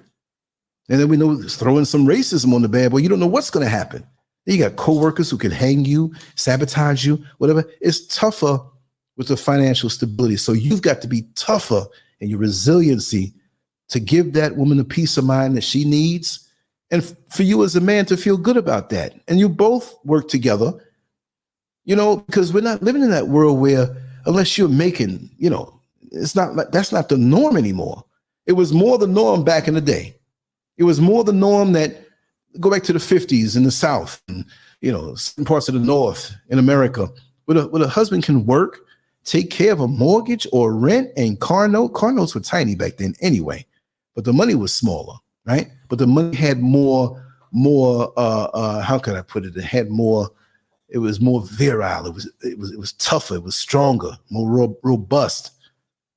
And she could stay at home. The only time she probably work is getting a part-time job somewhere in the department store right before Christmas. You know what I mean? Those days are over. Those days are over. Not for everybody, but for most people that they're concerned. And just think of the expenses of different things. You can make 6 figures and you can spend more than 6 figures. Are you sinking yourself in a hole? Are you with a woman who is responsible? You're the one who wants to have that sports car to show off and get back at the guys that are making more than you. To heck with them. To heck with them. You have to do what you have to do for yourself. And like I said, when I thought about it, I said, Mrs. Scurv, I said, we don't want to be working when we're 70, still paying this mortgage. It wasn't a big mortgage, but let's cut it out of our lives. Let's just go on the other side of the big ocean, you know what I mean?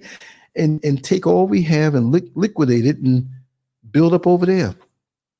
And we're only a plane ride away. We can be there. Like I said, from the East Coast, you get up to go to work. I jump on the flight. By the time you're done work, I'm right there. Like, damn, how'd you get here so quick? You just didn't know I was coming. You see what I mean? So that is very important, especially in a world that is uncertain with the economy being the way it is. And this is what they say. The reason why most couples that are married or in a committed relationship break up is because of the financial issues. And I will add on some more to it. I'm not going to say this is just the reason, but men still need to feel like men. Men still need to be admired. And again, this is a man thing, and it doesn't mean the woman is deficient and doesn't need this, right? But a lot of times when things get rough, we look to the leader. And you both have equal input, but at the end of the day, the man is supposed to come through with it.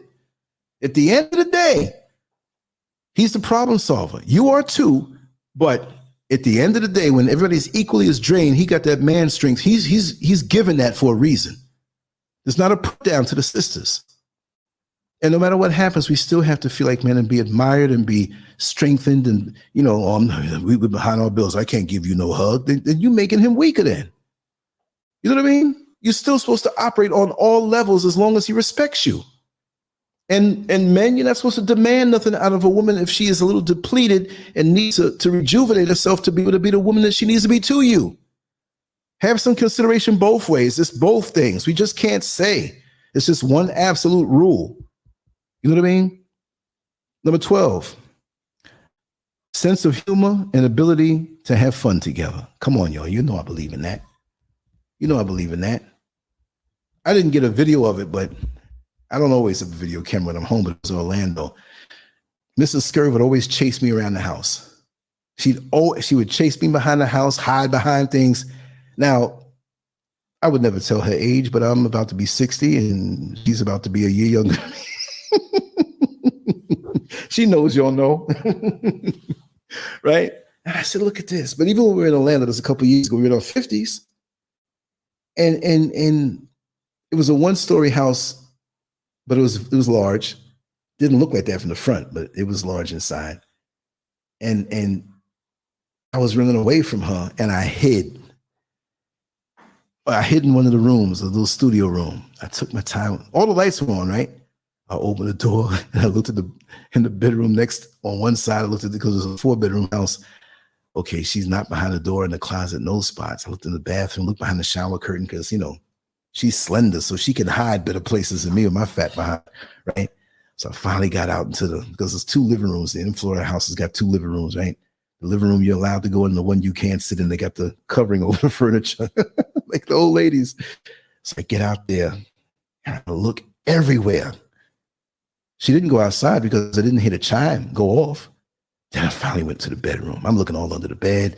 I'm looking here. I looked everywhere and I'm walking freely now. Like I didn't hear. And as I'm looking, I'm listening for noise. Where the heck did she go? I'm looking all over. She was hiding behind the couch, meaning that little L-shaped couch is sectional. She jumped up over it because the wall was, a 90-degree angle. There's a lot of space back there. She just went down there and took a little nap. And I was running around the house for an hour and a half looking for her. She was giggling, and I'm good. I can find anything. You can put anything in a house I don't even know. As long as it's within the rooms, I'm going to find it.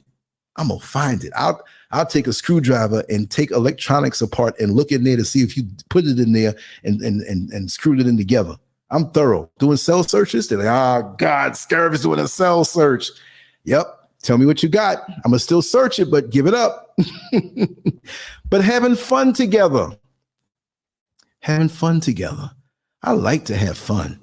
I'm never not going to like having fun. Never. You hang out with us, you hang out with me, you'll be laughing. I'm going to play little tricks and games with you and some little April Fool's tricks, whatever, but you're going to love it. I'm not going to be annoying with it. You know what I mean? Like, I got to watch this guy all the time. He's always joking. He played too much. No, not like that. But just enough to spice up the time. Where at the end of the day, you say, damn, I had a real good time. So the next one is physical attraction and desire. Yeah. I didn't say sex yet, but enjoy yourself being in that state of arousal. And it's okay to be physically attracted to your mate. Even if your mate is 5'5" and 400 pounds, you can find something. Because remember, it's based on love. It's not just you have to measure this other person, this supermodel, and I'm going to leave. It may not even be all the way physical. It may be her voice. It may be her eyes. Just the attraction, the warmth. I ain't going to lie. I've been with fat women before, you know what I mean? And sometimes those have been some of the most pleasing experiences. Yeah. Oh, you've just been with beauties. No, I can't. No.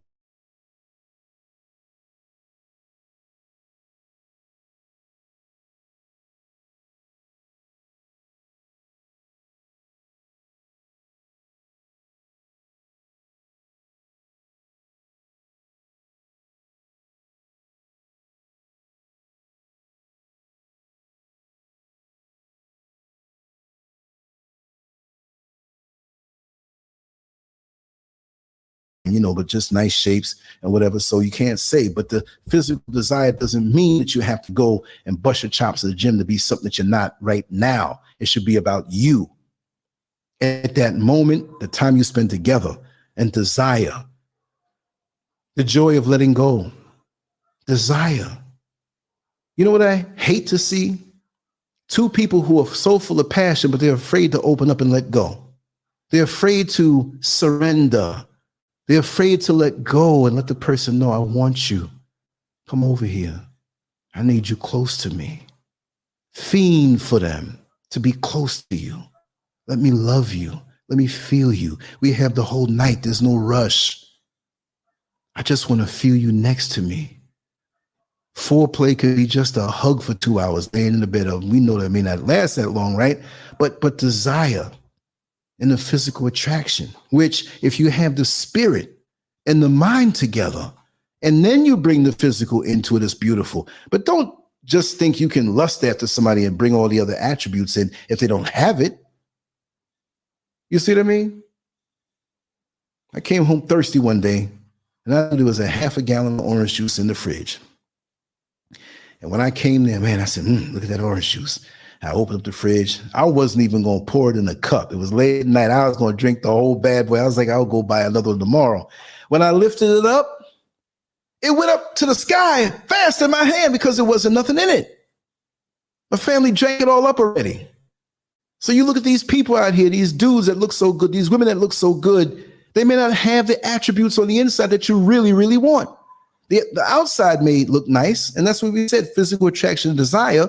But what is the physical attraction when you lift up the thing of orange juice and ain't got nothing in it? You take them out on a date and you're with them and all they're doing is talking some stupid stuff, low vibrational stuff.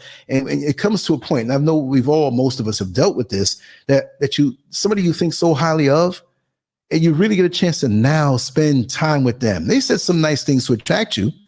And it's light. There's no commitment for sex or anything like that. It's just you're going to spend the night together, a date night, meaning, you're adults. You're not just, it's 10 o'clock. We got to end this date. We just got together at 8 o'clock. Nah, you hang out 2, 3, 4 in the morning. You're adults. But then they open their mouth and it's like, oh my God, this person's an idiot. I was superimposing intelligence onto them that I thought they had that they didn't have because I didn't really see this other side. It bedazzles me when it happens like that. It doesn't even have to be dating. It could be somebody that you see if you go into a church or they work at a different department on a job. You may not even be interested in dealing with them. It's just that you think highly of them. Even me as a man, there are men that I've seen that, oh, man, he got it going on. I'll tell you one. I'll tell you a funny one. There was a guy who, I won't say his name. He's probably listening. I don't care. You know who you are. I'm not going to blow your name up. He was a supervisor over the area where I worked in the jail.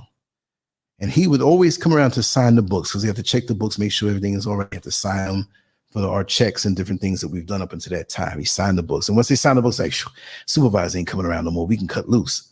But he was a cool supervisor, right? So the times that he would come around, he had this deep voice. And yes, us as Black people, we need to do this and we need to do that.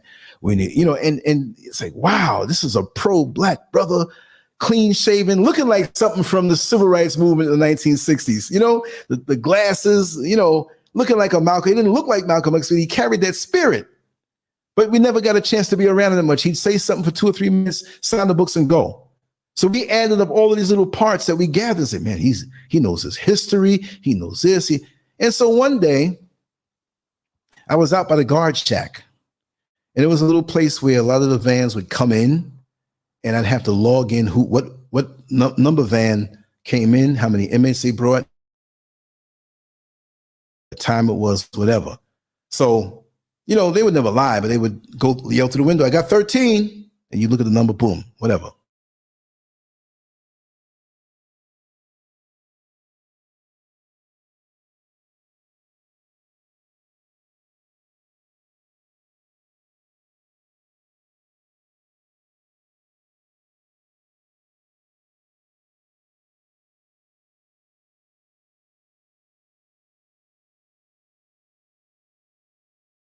Hey, man, I said, I was really loving what you said the other day.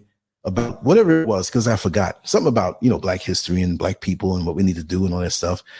So it made a lot of sense. He said, yeah. And then there was a female officer that walked by, and she was known for being quietly promiscuous and blessing different individuals on the night shift with certain acts performed while she was on her knees. I mean, it didn't matter to me. I mean, I just heard this, and when one thing came out the next, he cut the conversation. And the first thing he said, after I told him about how uplifted I was after our conversation, he said, yeah, but I'd be uplifted if I had that over here in the guard shack and you wasn't here. And I said, what you mean? Well, I heard she was a swallower, and I loves me a swallower. I'm like, I thought this man was on a higher level than that. Here he is talking about one of his sisters. Now we know that we have attractions and we hear things and we like things and we're human. But he went from 0 to 60 in the other direction. I was like, this man ain't no good. This is a front. But I mean, maybe like he felt comfortable to tell me that. But no, man. He could see that I looked at him with admiring eyes, not no homo business. I'm just saying, oh, here's a brother, a couple years older than me.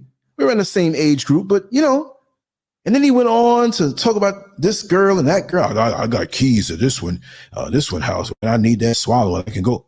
And I'm sitting here. I felt like a deflating balloon. I was so disappointed. I didn't want to hear that talk. I hear that talking with the inmates, and that's all they talk about. Some of them deep now. Some, they'll surprise you. But that really surprised me. And it blew me away. But that has nothing to do with physical attraction and desire, right? But I don't know how I got off on that tangent. It'll make some sense when you listen to it again. But everything that we see in front of us may not be what we think it is, because even go back to the physical attraction. It's not always just the physical and desire, but you can be physical. And sometimes a lot of our sisters, I'm not blaming anybody, because brothers, they can be in any kind of shape and want to jump down and do all kind of stuff. But a lot of our sisters hold themselves to a standard that doesn't exist. And they need to understand that you're beautiful as you are. You're beautiful as you are. I'm not saying this to be some simp like somebody is inevitably going to say in the comment section. My penis does not go from one continent to the other. I'm trying to get some. I'm over here, and I probably will be here for a couple of years before I even leave to come to America. And it really is that's what it's all about? Come on now. When you see a beautiful picture being painted, it's halfway done. Don't you see the beauty in it? It's the same way when it's finished. You see the progress of it. So you need to know that you're beautiful as you are. You're more beautiful than you realize. And we said it's about physical attraction. So what if you got a pimple here? There's a young lady that I know. She got actually ran over by a car. And one of her legs was sliced open like a hot dog. You know when you put the hot dog in and you slice it down the middle? Her leg was sliced open. And there are stitches, big crude stitches, because she didn't have the money for good health care. Big crude stitches from her hip all the way down there to her ankle. But she is so beautiful as she is. She is so beautiful as she is. And yes, this was many years ago and somebody that I dealt with. And the first place I kissed was those scars where the stitches were, to make her know that there's no part of you that's off limits. If I would rest my head on her, it was right there. And I'd stroke the scars. I wasn't a scar freak, but she had to know that what she may have considered as the weakest link on her chain of her whole physicality, because she was awesome the other way, but she was so hung up that way. She would lay on one side and try to hide it, and I'd make her lay on the other side. And it did something for her. So even when you have the physical attraction and desire, your lovemaking, your cuddling, your reassurance can do so much for someone. You see, when we have an orgasm, we are open to receive much of that other person, even before the orgasm. But that's all pistons firing. And whatever's in the atmosphere around you, you're going to absorb, and that soul tie forms. So if you're in that mode of being and you're making love, it doesn't mean it has to be penis and vagina all the time. It doesn't even have to mean anything oral or friction, but you're in that zone. You might have already made love and you're still in that zone. You're transferring energy. Let the energy be healing energy. We can heal each other through making love. It's so powerful. the things we say when we're in that zone. If you're not zoned out, you're doing something wrong. If you're not zoned in a different plane, you're there, but you're high. Like when you walk into a room, a bunch of people smoking weed and they're high. You know what I mean? It should be the same way. Maybe not in the beginning. You start out, you take your time, you do your foreplay, but the physical desire and attraction is something that's very healing. And when you visualize, when you make love, this is very important to know. When you visualize, when you make love, you are creating stuff and you're putting stuff out there that will manifest even faster because you're putting that energy behind it. But most people don't understand that. If you're very lonely and you satisfy yourself by yourself, some people say it's wrong, some people say it's right. But why are you doing that? I'm not going to say, well, I'm going to masturbate and think about a high-rise building that I hope to build with the money I don't have yet. But with that energy, use it for something. Let it cross your mind, even if you're focused on the physicality and the spiritual connection. There's a reason for it, not just to get off and that's it. Oh, I'm going to rub one out. Oh, I'm just going to bend her over and whatever. No, it ain't going to work with that kind of thing. Ain't no way you're going to be with a prostitute or you're going to be with somebody that you met in the club and you're in the back seat just humping on them because they got a nice body and you're going to manifest something good. It don't work that way. It's when you're into the person, even if it's not a full commitment, even if you're just there for that time, you're around, you haven't committed, but you can share energies because you see that this person is a deep person. You see what I mean? And we can't let Fifth Avenue in Paris, France, that dictates fashion, and Fifth Avenue that dictates what's beauty and not. You are beauty. You are beauty. Even with the flaws that you feel you have, you are beauty because you have the potential to go even better if you just understand how you are. What's the next one here? Okay, personal space and alone time. We need the personal space and alone time, even in a marriage, commitment, whatever. Marriage without the paper. You need to feel that you can escape while being in the house with your partner. They have to afford you this because you're still an individual. This false doctrine of two people becoming one. Like I said, you're 50% of a person. You're one. So you were 200% because you were two people, and now you threw it all away. No, keep it and overlap and merge so you cover more ground. You don't get one spoonful of peanut butter and just put it on one side of the bread because if you spread it thin, you want peanut butter in every bite when you have the peanut butter. Now, don't you? I don't understand that. You see? So we have to understand that we need our time to recalibrate even from each other. Not that it's a bad thing that, from each other. No, but you need to understand that you are an individual. You need your individual rest and time. Like, okay, I'm up at night. It's 11:49 right now. Mrs. Scurv been in the bed. She went in the bed maybe 10 minutes before I started the show. She was out here. I could have why don't you stay up a little bit? But I know she's tired. She was very tired. I was very tired. I slept the afternoon away. I didn't get to sleep at all. I mean, I laid there and I couldn't sleep. I had so much on my mind. What I want to do. I did some tutorials, looked at them briefly, and was so excited I couldn't sleep. I know I'm a nut. Who gets excited over tutorials? I can do this. I can make things better. We have the technology. But you need time alone to cater to the things that need to be catered to that only you can do. Even if it's just to lay there and read a book, and you read half a chapter, and you want to stare off into space, and you just want to be quiet, it's okay to do that. Check on each other. I know you're good, honey. I'm going to make some tea right now. Would you like a cup? Yes, honey. You make the cup of tea, hand it to her, and get the heck up out the room. If she wants the door closed, let her close it. Or you close it for her. Leave it open, leave it cracked. But let them know. And manifest this in your relationship and let them know, listen, we need time apart, but I still want to be with you, close to you, right?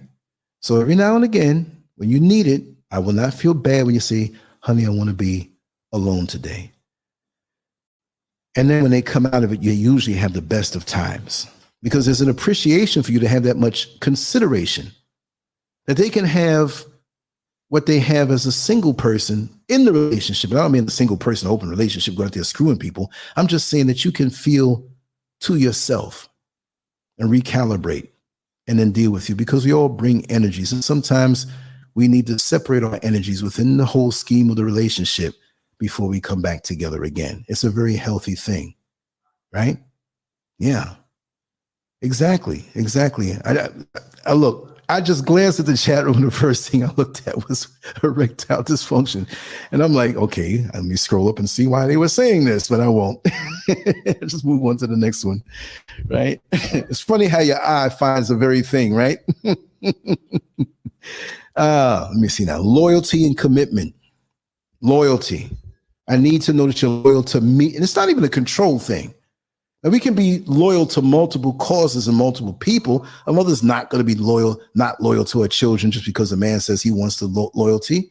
There's different types of loyalty, right? But I need to know you're loyal to me. And you need to know that I'm loyal to you. You know, my allegiance is not supposed to be to put anybody like, okay, I'll help all the people I help. Doesn't mean I can't help you because I just have to do for her in my relationship. No.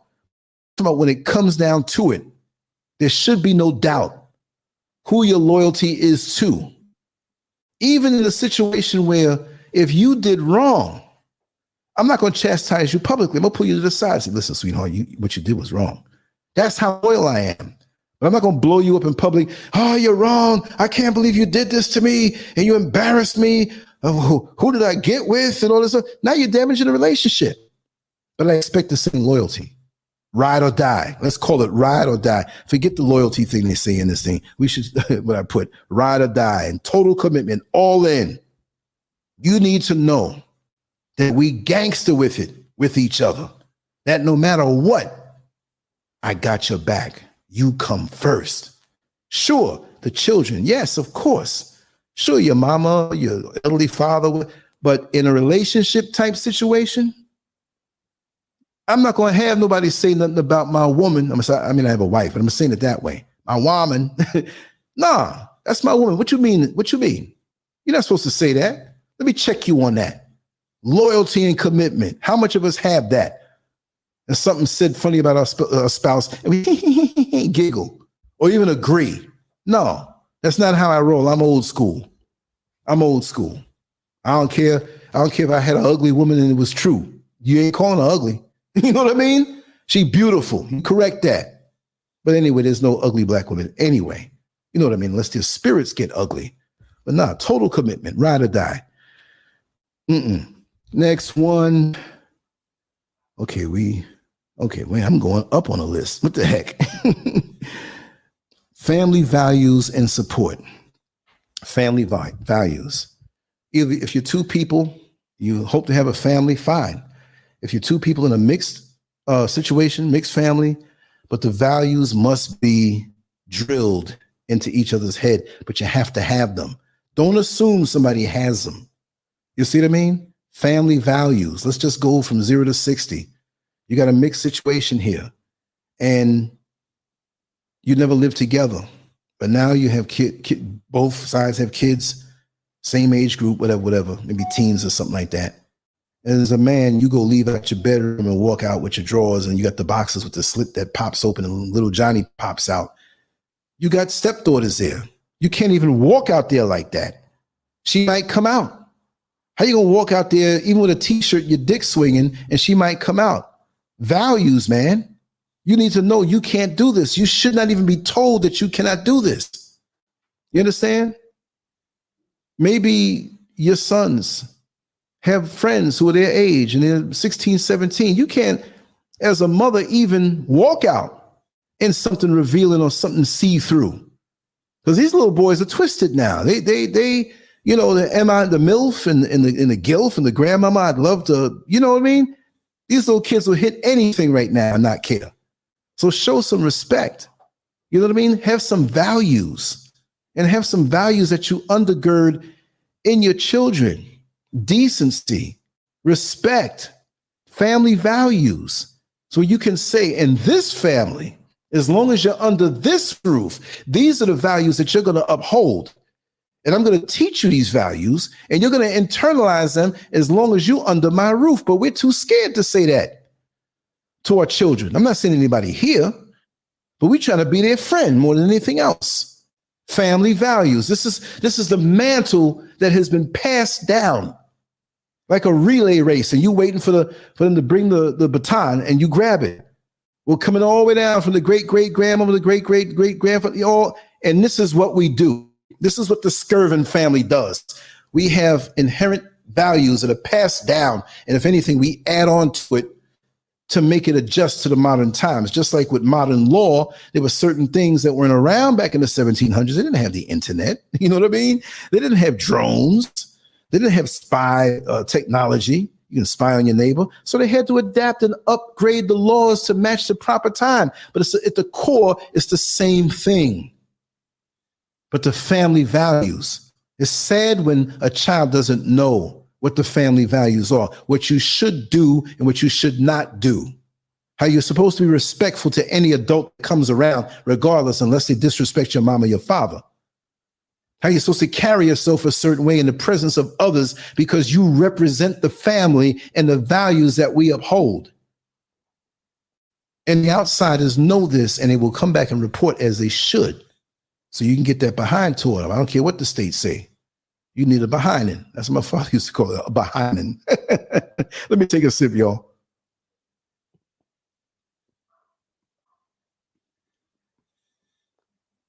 Hydration is a wonderful thing.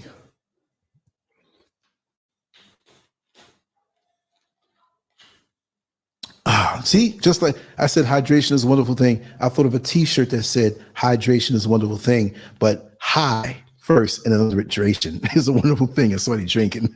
Like you get high, getting hydrated. That's why I can't sleep. Let's see what's next now. Positive attitude and mindset in a marriage, in a family, because whatever happens in a marriage falls out and spills out into the family. Positive attitude and mindset. If that is the base and foundation from which you think in your marriage, you can conquer anything that comes against you. And again, it's not just a piece of paper marriage, but the commitment. Because what if there's no pastor to marry or no downtown to get the marriage certificate from, right? It's something between two people. But the positive mindset, Mrs. SCURV and I have gone through a whole lot since we came here, even before, but since we came here. Many of you know exactly what we went through, and we've had that discussion. No stones left unturned. And we came through it because we kept the positive mindset. I had to focus, but I'm used to focus, and I'm used to being isolated, not away from her, but when she was away, I was isolated. And isolated when we got here from the crew that ended up being fraudulent. That's all I'll say right now. Y'all know. And if we didn't have our own foundation and depended on somebody else to be positive for us or to dictate to us, no. I don't care if there's 1,000 people around us. We are carving our own path. We can walk alongside each other. You choose to move on and show a different attitude. Bye. See ya. It ain't going to change. You understand? Because we will stay positive and keep that positive mindset. It's very necessary because when you're committed to someone, you're going to have all of the tests in the world. Financially, you're going to be tested when things get lean. You're going to get tested when one person gets sick and they're a little down right now, and pretty nurse comes into the room and wants to invite you out for dinner while your wife is sick in the hospital. It's crazy out here. It's crazy out here. It's like shopping the day after Christmas. I don't celebrate Christmas, but you know what it is for sometimes the times that you did. You go shop for stuff the day after Christmas. Everything is picked over. Everything is picked over. You can't find nothing good. You go to buy underwear and there's stains in the crotch. And damn, somebody wore this and brought this back. People is nasty. You know what I mean? But you got, even in your home, even if you're single, if you're by yourself, you have to maintain a positive mindset and reinforce it by the things you say. Even when you're looking at doom in the face, you still have to maintain being positive. You still have to. Nothing else will work. If there's a crack in your armor, negativity will find that crack and manifest something else. And even if it did, and you slipped and you got knocked down, get up and keep on swinging. You got more fight in you. If you're here, you have a purpose, and you have a purpose to win. Your creator didn't put you here to be a loser. It's the engineered world that causes you to think that way. See? Independence and autonomy. Independence. Yeah, the sense of independence. Who wants to be, like, say, young ladies, you with a man? Girl, you know I'm the one to make all the money up in here. You better have your ass in here 8 o'clock. You know what I mean? I make all the money in here. Why would somebody want to treat a woman that way? You know, the beauty of a true marriage and a true commitment is when the person you know wants to be there with you. Why are you pushing it? And this ego, you shouldn't have that anyway. Maybe she should have detected that, but maybe she was going through stuff and didn't see that mess inside of you. And some people change. Some people let the negative attributes manifest. But some dude who's going to act like that and not even be considerate. Girl, I'm horny. You better get in here and get them knee pads. No, man, no. You want your woman to feel independent. You want her to know, and I don't mean independent like, you know, you can get out of here and I don't care. No, you're independent and you still want to be with me. You have wings to fly. Different people hitting on you and trying to give you options, and you have money and all this stuff, and you still come home to me. I used to love that when I was growing up. My father always would make my hand bird baths, and I'm going to do that too down here. I'm going to put some way up on the balcony. I'm going to put some way out in the yard that you saw, and all these exotic birds. And I'm going to have cameras that are aimed at them so you can see what they are, because out here in Africa, all kind of birds, man. I'm like, what kind of bird is that? The 2023 Blue Jay model.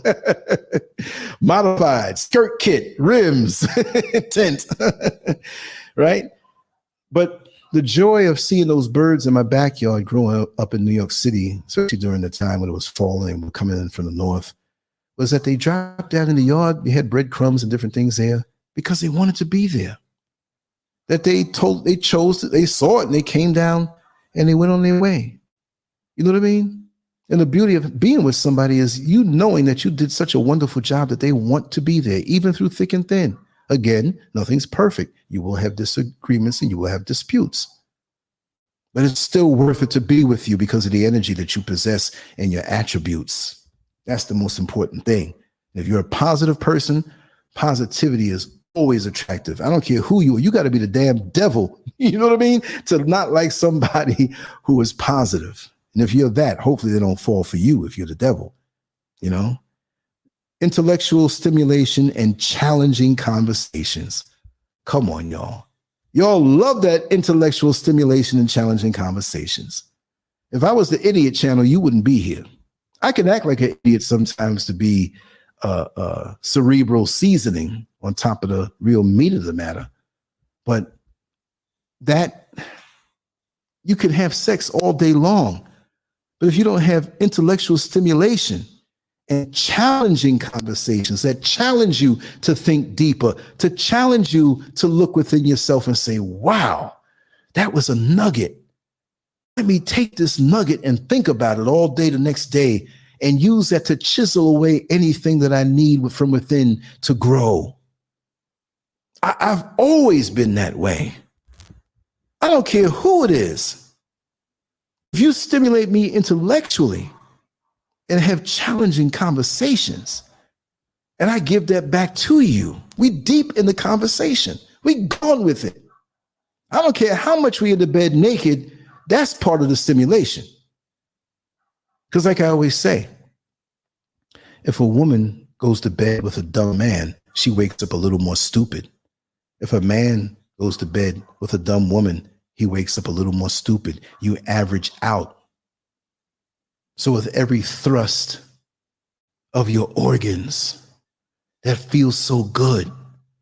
The more you know you have a brain, the next person has a brain, and this cerebral intelligence and this emotional intelligence and the challenging conversations, it drives you crazy because it makes it better. And this is when you know, like, wow, we can take each other there on a cerebral level. So if every thrust of your body, you are celebrating what you have in your mind, the value of this person, as opposed to some low vibrational orifice that's offered up to you for $7 because they want to go get that next hit of crack. Not to knock anybody who's been on crack. But the value what's in their head. Because I'd rather talk to a woman, I say I'm single, I'd rather talk to a woman who has something in her head. That's more stimulating than getting head from someone who has nothing in their head. Then what? I don't want to wake up stupid. I want to go to bed with somebody who has the same intellect, if not more, and I'm going to strive to keep up because I don't want to make them stupid as we average out. See, if you're not as smart as the next person that doesn't have the same experiences, as long as you're striving to go up, that's okay. That keeps them from getting stupid when they wake up in the morning. Recognition and appreciation for contributions. Recognize what they bring to the table. Recognize and appreciate it and remind them. Just because they know it and you know it doesn't mean you can't celebrate it.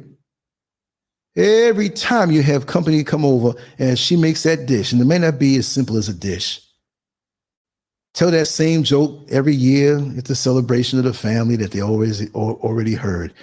I tell you the time back 22 years ago when she gave me that first plate. And you always tell the story a little different because you add something onto it. So what? The joke is still funny. And the bottom line is that you're showing appreciation and recognition. And it doesn't have to be that she cooks something. It could be just for who she is. You see that woman I married right there? Not only is she beautiful, not only has she kept herself up, but she has the internal attributes that you may not see, but since you know her, you know exactly what she is on the inside. She's the most valuable individual, aside from my mother. They're both on the same level that I've known in my entire life. I've been so blessed. And you know, what she goes, oh my God, you're terrible. Don't say these nice things about me. No, but mean it and show it behind closed doors. Don't just grandstand with it. And she'll be like, yeah, but you beat me last night. That's why I got these shades on. And people in the audience, And he run with them other 3 women, but he talking about how good a woman she is. He lying. He just trying to make himself look good. You see what I mean? Mean it. Mean it. Live it and mean it. Number 22, dang, time flies when you're having fun. Willingness to compromise and find solutions together. Marriage is compromise. Even if it's not a marriage / commitment, we all must compromise in this world to get to where we have to go. We don't live in this situation by ourselves. I mean, if you by yourself and you're inside the house and you say, well, I want to paint my walls purple with orange specks on it, with gold on it. Weird as that looks, you can do that. Nobody else is there. But if you're deciding the color of your internal walls or doing something together, you have to compromise. And sometimes it's like us, Mrs. Scurv and I, laid down in the bed and sketched out the plans. Now, I'm the artist here. Okay, so I'm good with the pencil. And it's not an ego thing. She understands that. So I held the pencil. I know her. I know what she wanted. We've talked about it for years, what we want if we built a house from scratch. But I still asked her certain things as I sketched it out. I didn't sketch it out and dictate to her. I already knew. But talking about compromise, I said, okay, let me tell you what I want, and you tell me what you want, specifics, even the extra amenities, and we'll come together on one accord. Now, the things I wanted as extras, she loved it. So that was no problem. She probably might not have thought about it. Not that she won't think about it, but I have a background in architecture as an apprentice. Never did architecture, never went to school for it, almost did. So I have that 3D view of a structure. It's natural to me. I have a 3D view of everything. You know what I mean? I'm like a drone flying around something imaginary that doesn't exist and seeing it and going around it and up and and I could sketch it. So I already know she wanted a big kitchen because look, that's what she does. In this apartment, it's cramped. It's a tiny kitchen. It's like a little bigger than a closet. You know what I mean? And she made some videos today with some close, tight shots. But when we get that spot, it's going to be the bomb. I needed my studio, right? So I got that. She got a big kitchen. I always wanted to have the steps in the back of the house. I used to hate it when I go to someone's house or in the home that I lived in, have to come downstairs and the stairs go right into the living room. What if there are people sitting in the living room you don't bother with? What happens if you come home and your folks got company that you don't be bothered with? You don't want them up in your face. Hey, baby, what's wrong with you? You got a mark on your neck, look like a hickey. I'm like, shoot, what do you think? Ignore it. Anyway, the steps are all in the back. You can walk through any of the floors and go to the back and go down the steps. You can go up to the master bedroom discreetly. You can still come into the front, and there's 2 doors on each side, face different ways. There's options. So we compromised. I wanted a catwalk. I wanted balconies. I wanted those things that I'd be priced out of in America that I couldn't afford. Oh, nigga wants to have a rich looking house, so we're going to make him pay. Some places you can't do certain things because of the code. But if you're rich enough and pay some money to the table, they'll change it for you. Here, you can do what you want.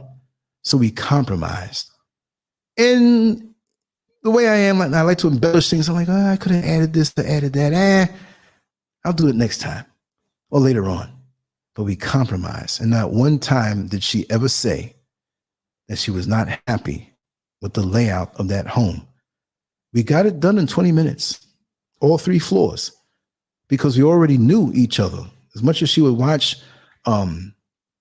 HGTV and watch the shows with the plants and stuff like that, I already knew just from being around her. She already knew about me. I'm a private person. I can be very public. When I'm home, I'm private. I don't want to see no windows that can look at me. I don't want nobody that I don't know. I don't care if I know them looking at me. I want to go in every square inch of my yard and have complete and total privacy. That's the New York in me. In New York, spaces at a premium. I grew up in a nice little home, but it was a small home. When you go outside, you're packed around so many people. I wanted something different at this phase of my life. You see what I mean? So we compromised. I gave her everything she wanted in that layout. I didn't just say, hey, here it is. I just wanted to have my steps in the back, and I just wanted to have my studio, and you can decide. I'll help you. I visualize a little better. I will give you something that once it's done, you're going to be completely happy, because you can be in there and be together in the same home and be apart. And if you want to have your alone time, if she wants to cook and play music and just meditate and do this on her own because she gets in her own world, she can do that. I could be blasting music, doing a blog or doing a live show, concrete floors, you ain't hearing nothing. So when we're together, we have enough space that we can still expand in the yard, to expand. And when we put the walls up, to expand, compromise, we both get what we want. That's what it should be about. And to be considerate of your mate, that you make sure they get what they want. See, we didn't intend for the place to be that big. I didn't put numbers to it. I just handed it to the architect and he put numbers to it, measurements, and made it like 25% bigger than what we thought it was going to be. You could shrink that place down. I'll be cool with it because it was a layout. The layout, the privacy. You see, Mrs. SCURV at first didn't understand. Right next to the kitchen, we have 2 bedrooms on the middle floor, which looks like the first floor. She said, why did you put a wall going across? I said, what if somebody wanted to come out of that bedroom? They don't want to walk into the middle of the kitchen. They may want to, if we have guests, we turn this into an Airbnb, they can walk out, walk down the steps and walk out and not interfere with you in the kitchen. You see what I mean? There's a little wall that comes out from the front living room in front of one of those doors. If one of those people that are in the bedroom want to come out and leave, you don't have to see them. They can come in. They don't have to be seen from the living room. You can discreetly slip in. It makes the place feel bigger. You can have the same square footage in a house, and if it's not laid out right, one place a bit can feel smaller with what they did with their space, and the other one can feel vast with angles. I like angles. To take one little bit of area and give vast possibilities of traffic flow, angles, views outside. The balconies, you can go out there and you'll be in a different world. There's 2 sets of balconies out there wrapped around pretty much. If you don't want to be bothered, go out there and lay out and fall asleep on the, you know what I mean? We all can find our level. That's what home should be. So not to go off too much on that, but compromise. Be willing to compromise and you'll always get what you want. That's one of my private sayings. Be willing to compromise with a reasonable person who's considerate on you also, and you'll always get what you want. See? So that's what it is. Respect for each other's boundaries and privacy. It goes the same way. My mother, from young, when I had my room, I wasn't in a crib no more, I had my room. I never locked the door. But guess what? I could be 6 years old and she'd knock first. She taught me respect for privacy and others' boundaries, right? By giving me that. So therefore, I learned how to give that, not by saying it, or she locks her doors and my father's door, which they could if they wanted. From sometimes the sounds coming out that room, I know why they would lock the door. Oh my God, I don't want to think about that. That's my mother and my father. But that's how I got here. But she would never, or my father would never, unless they thought it was an emergency, unless they thought something was burning, there was never nothing burning. I wasn't in there smoking anything. You know what I mean? So they gave me that respect. And it raised me up a certain way. That's why I can't understand people who just don't respect the boundaries. They barge on in. You're there. I don't care if there's no wall between don't step over, don't come all up looking, whatever. My wife might be in there naked or something like that. Is that what you're looking for? You know what I mean? I mean, respect us.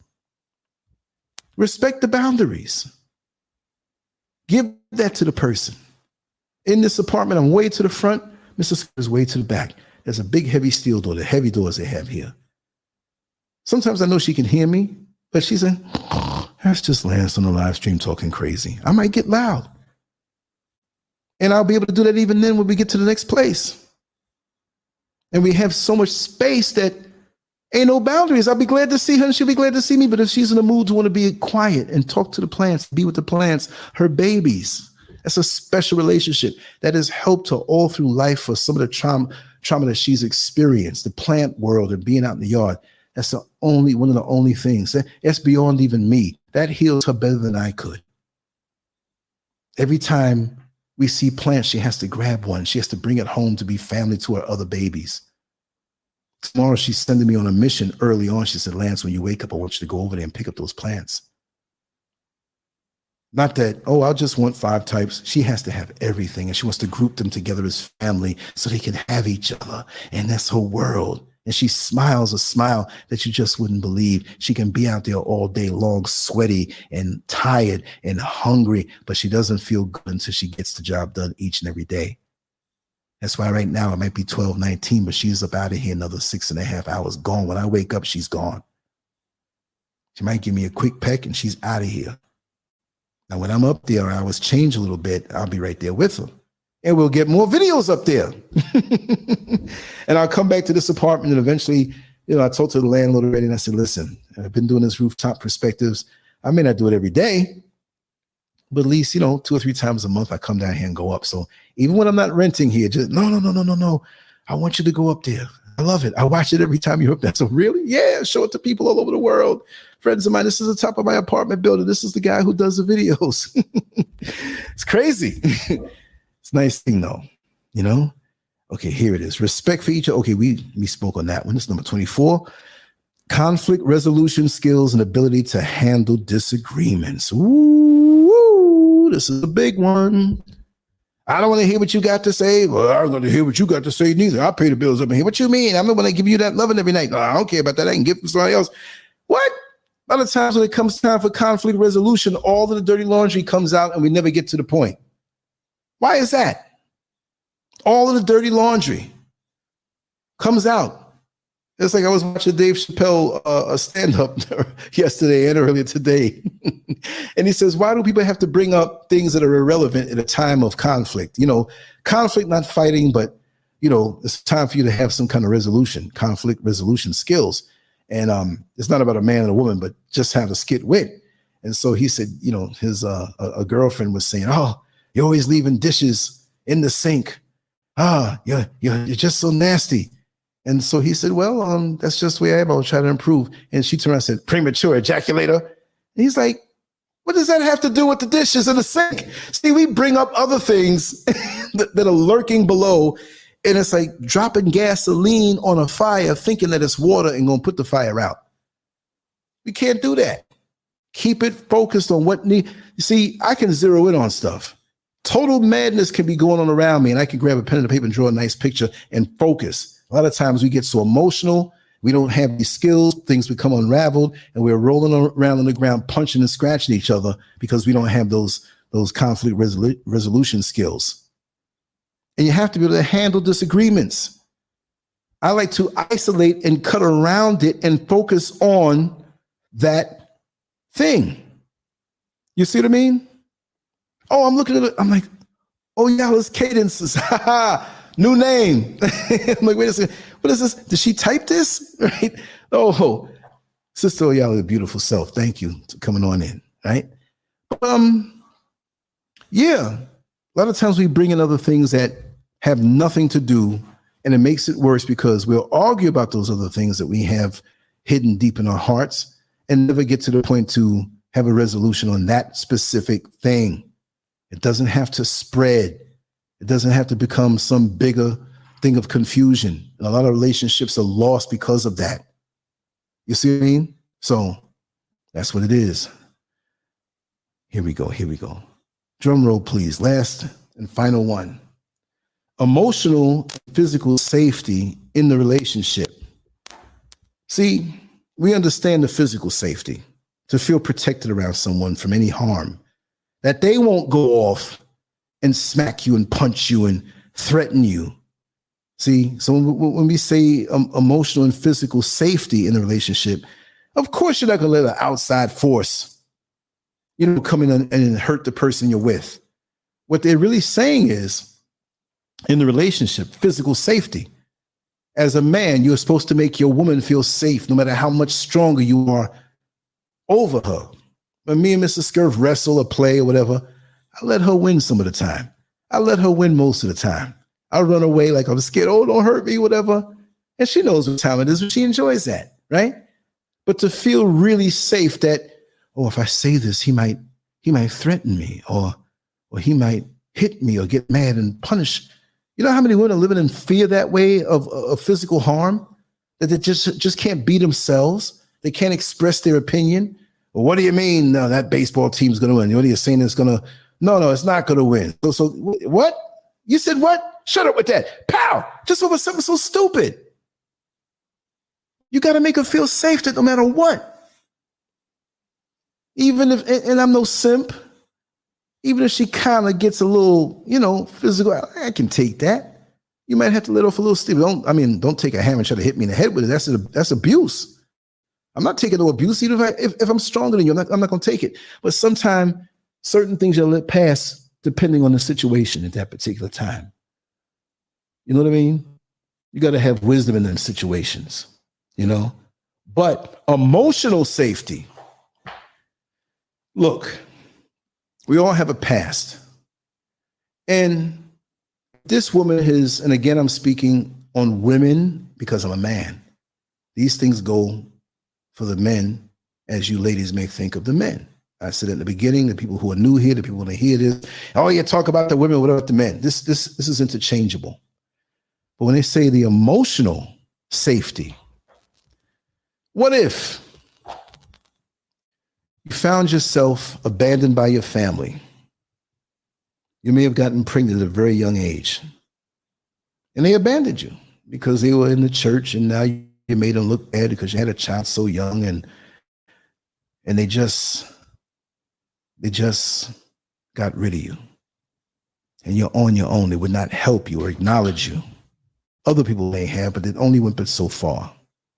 You found yourself in a homeless shelter. You found yourself down and out.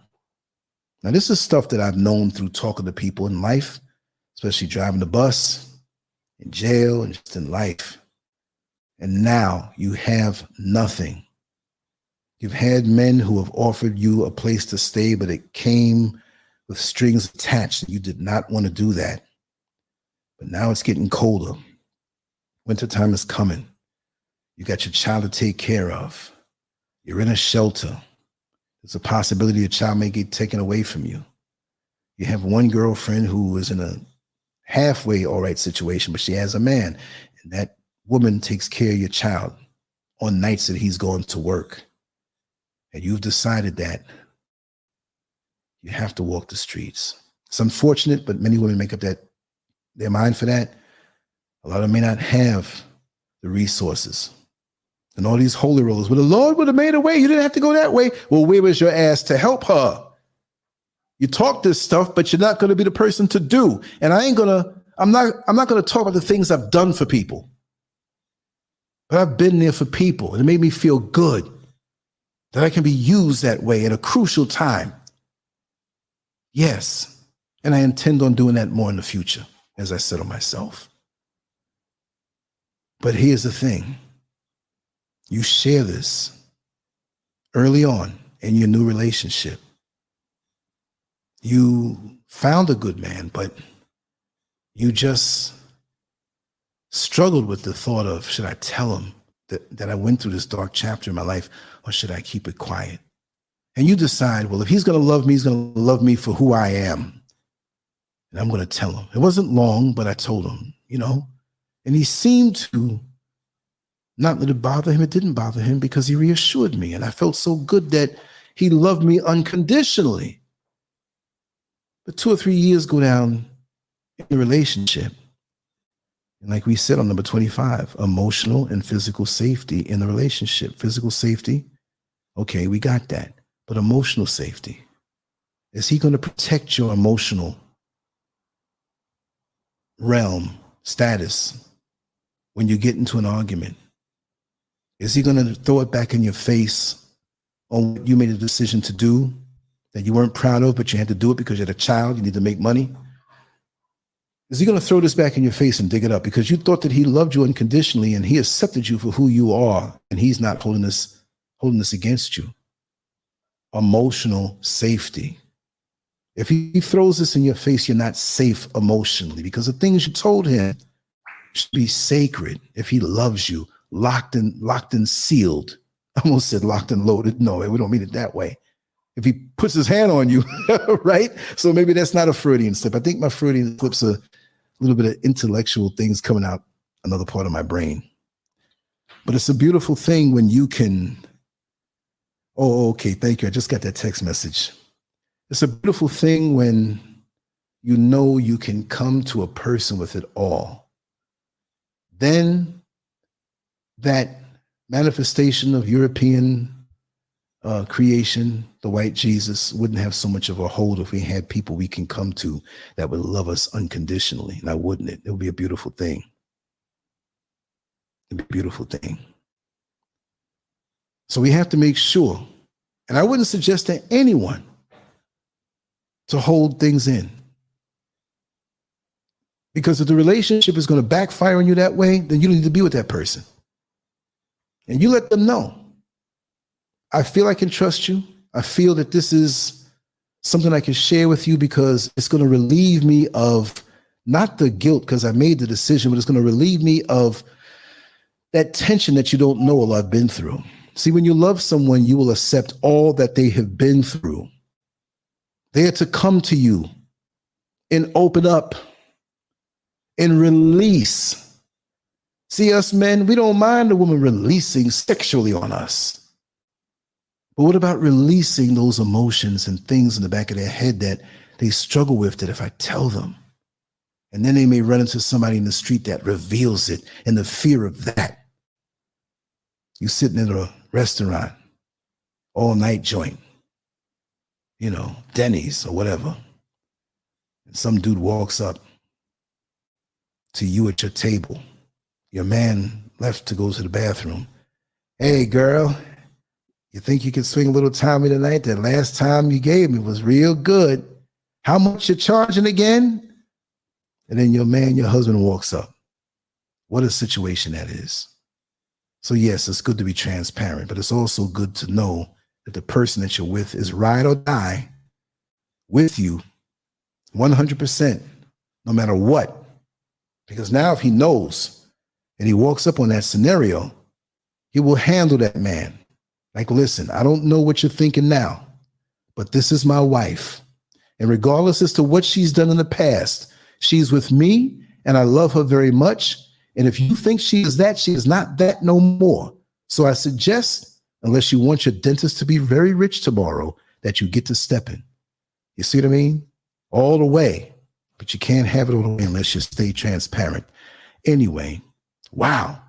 I didn't know I was talking for 2 hours and 31 minutes straight. 25 items on the list. It's on LanceScurv.com on the particular posting for this. I'll try to get it and put it in this particular video so that when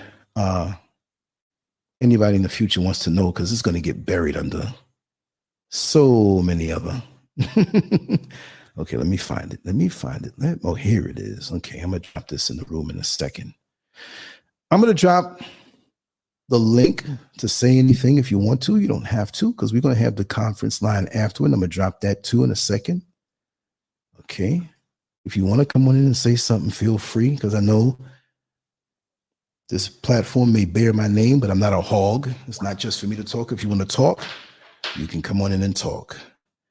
Yeah, there it is. Now I'm going to get the link for this particular show on LanceScurv.com that has the full list of these different attributes that make for a better marriage and a better union and a better friendship. It doesn't just have to be marriage, right?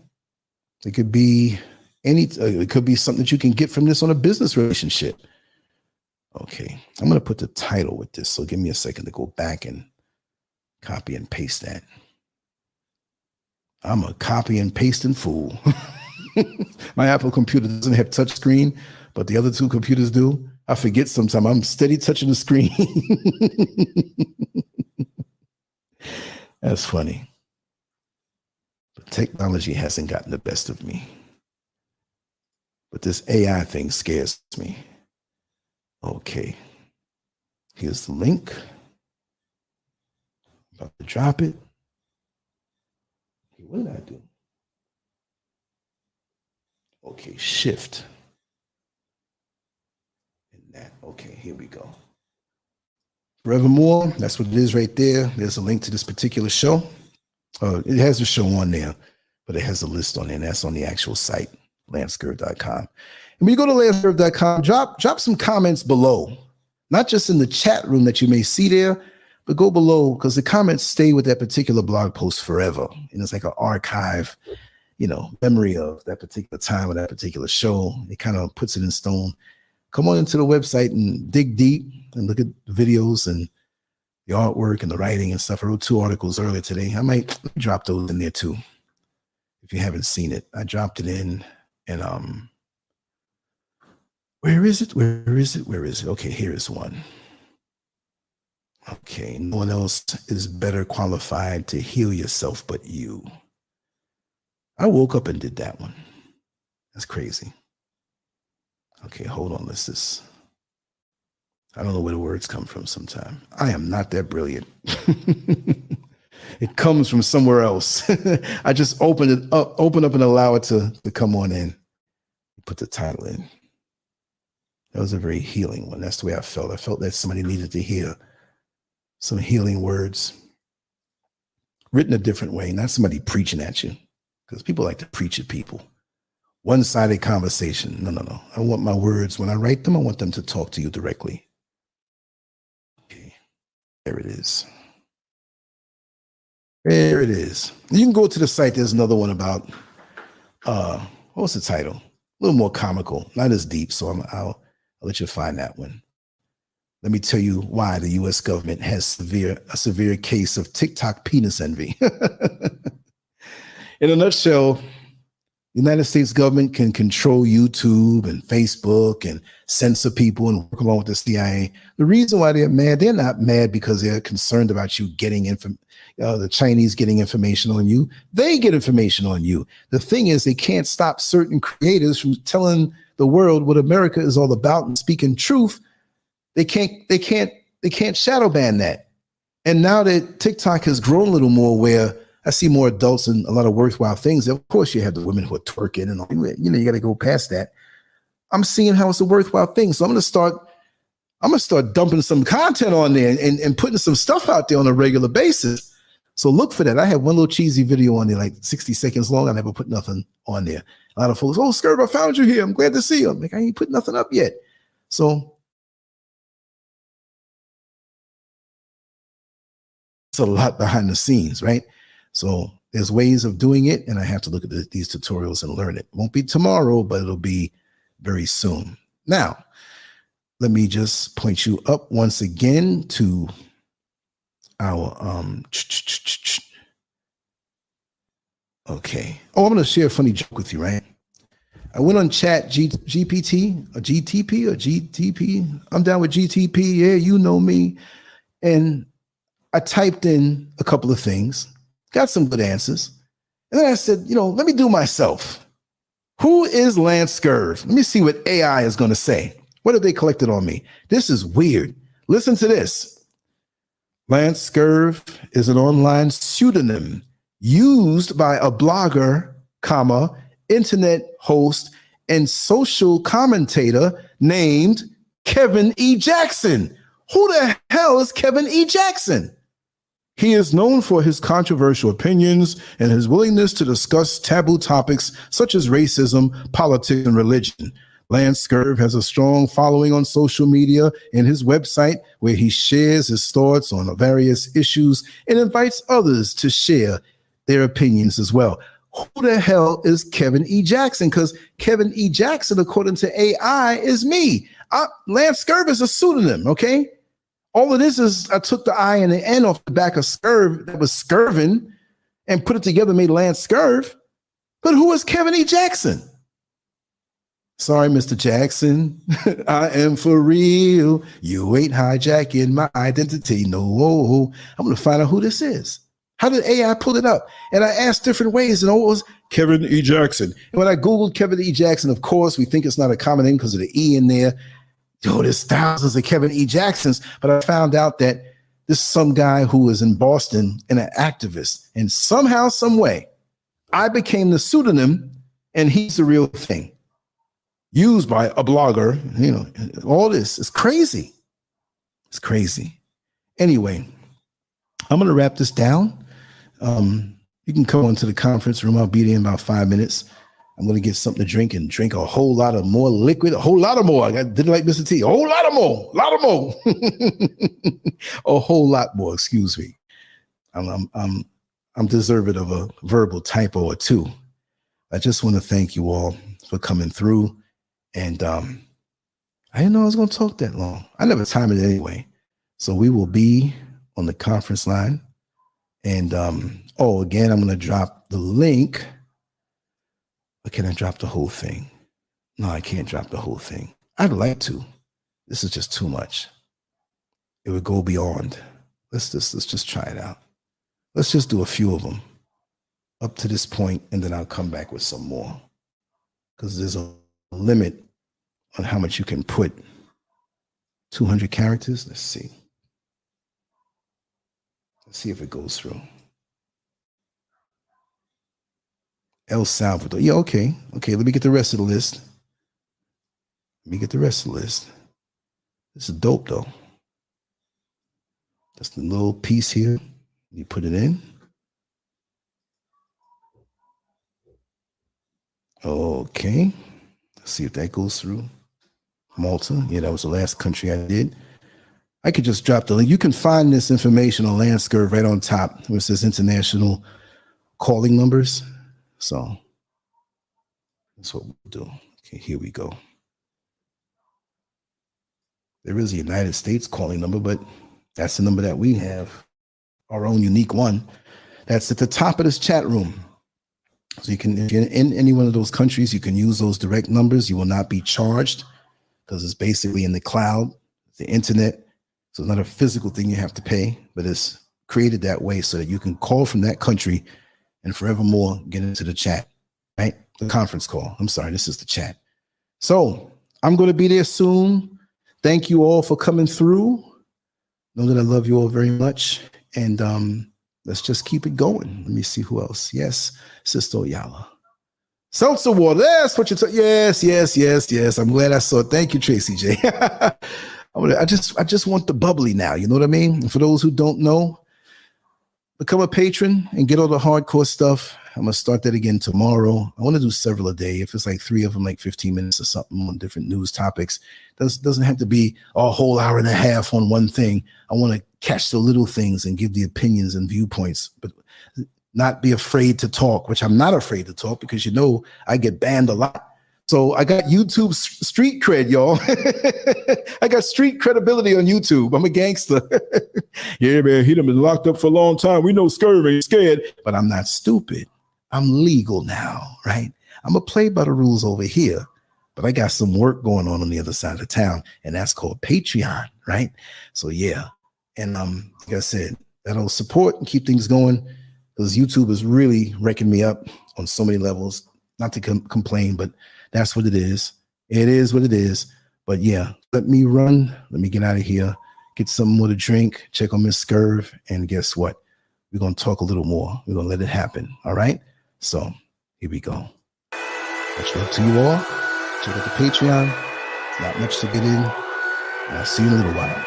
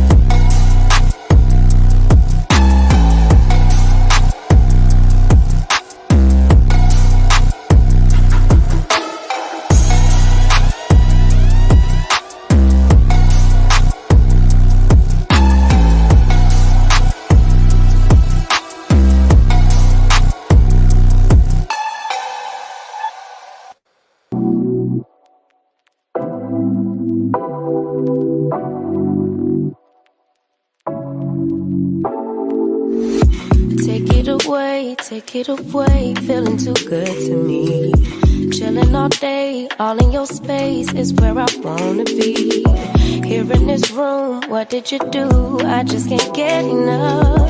Too caught up in your love. I've been trying to forget, but you won't let me. Something in my brain wants you. I've been hanging by myself, asking for help, but nothing seems to work on you. Yeah, you always make me feel like home. Yeah, you never leave my thoughts alone. Yeah, you're the reason I'm going out my mind. I just can't stop thinking about you.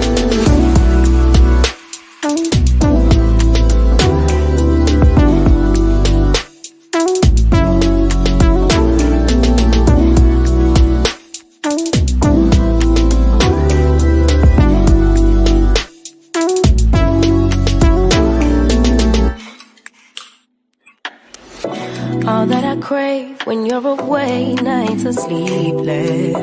Do we need space? Yeah, maybe a break. Boy, you're my weakness.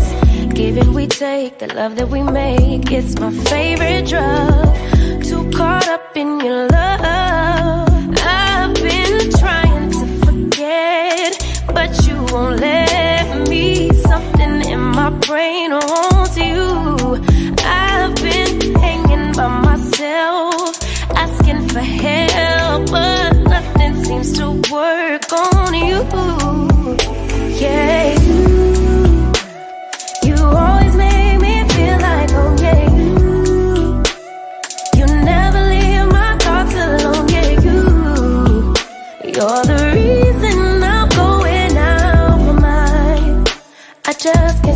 thinking about, yeah,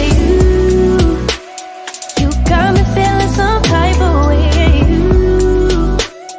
You make me wanna stay in all day. You're the reason I can't get out my head. I just can't stop thinking about you. I just can't stop thinking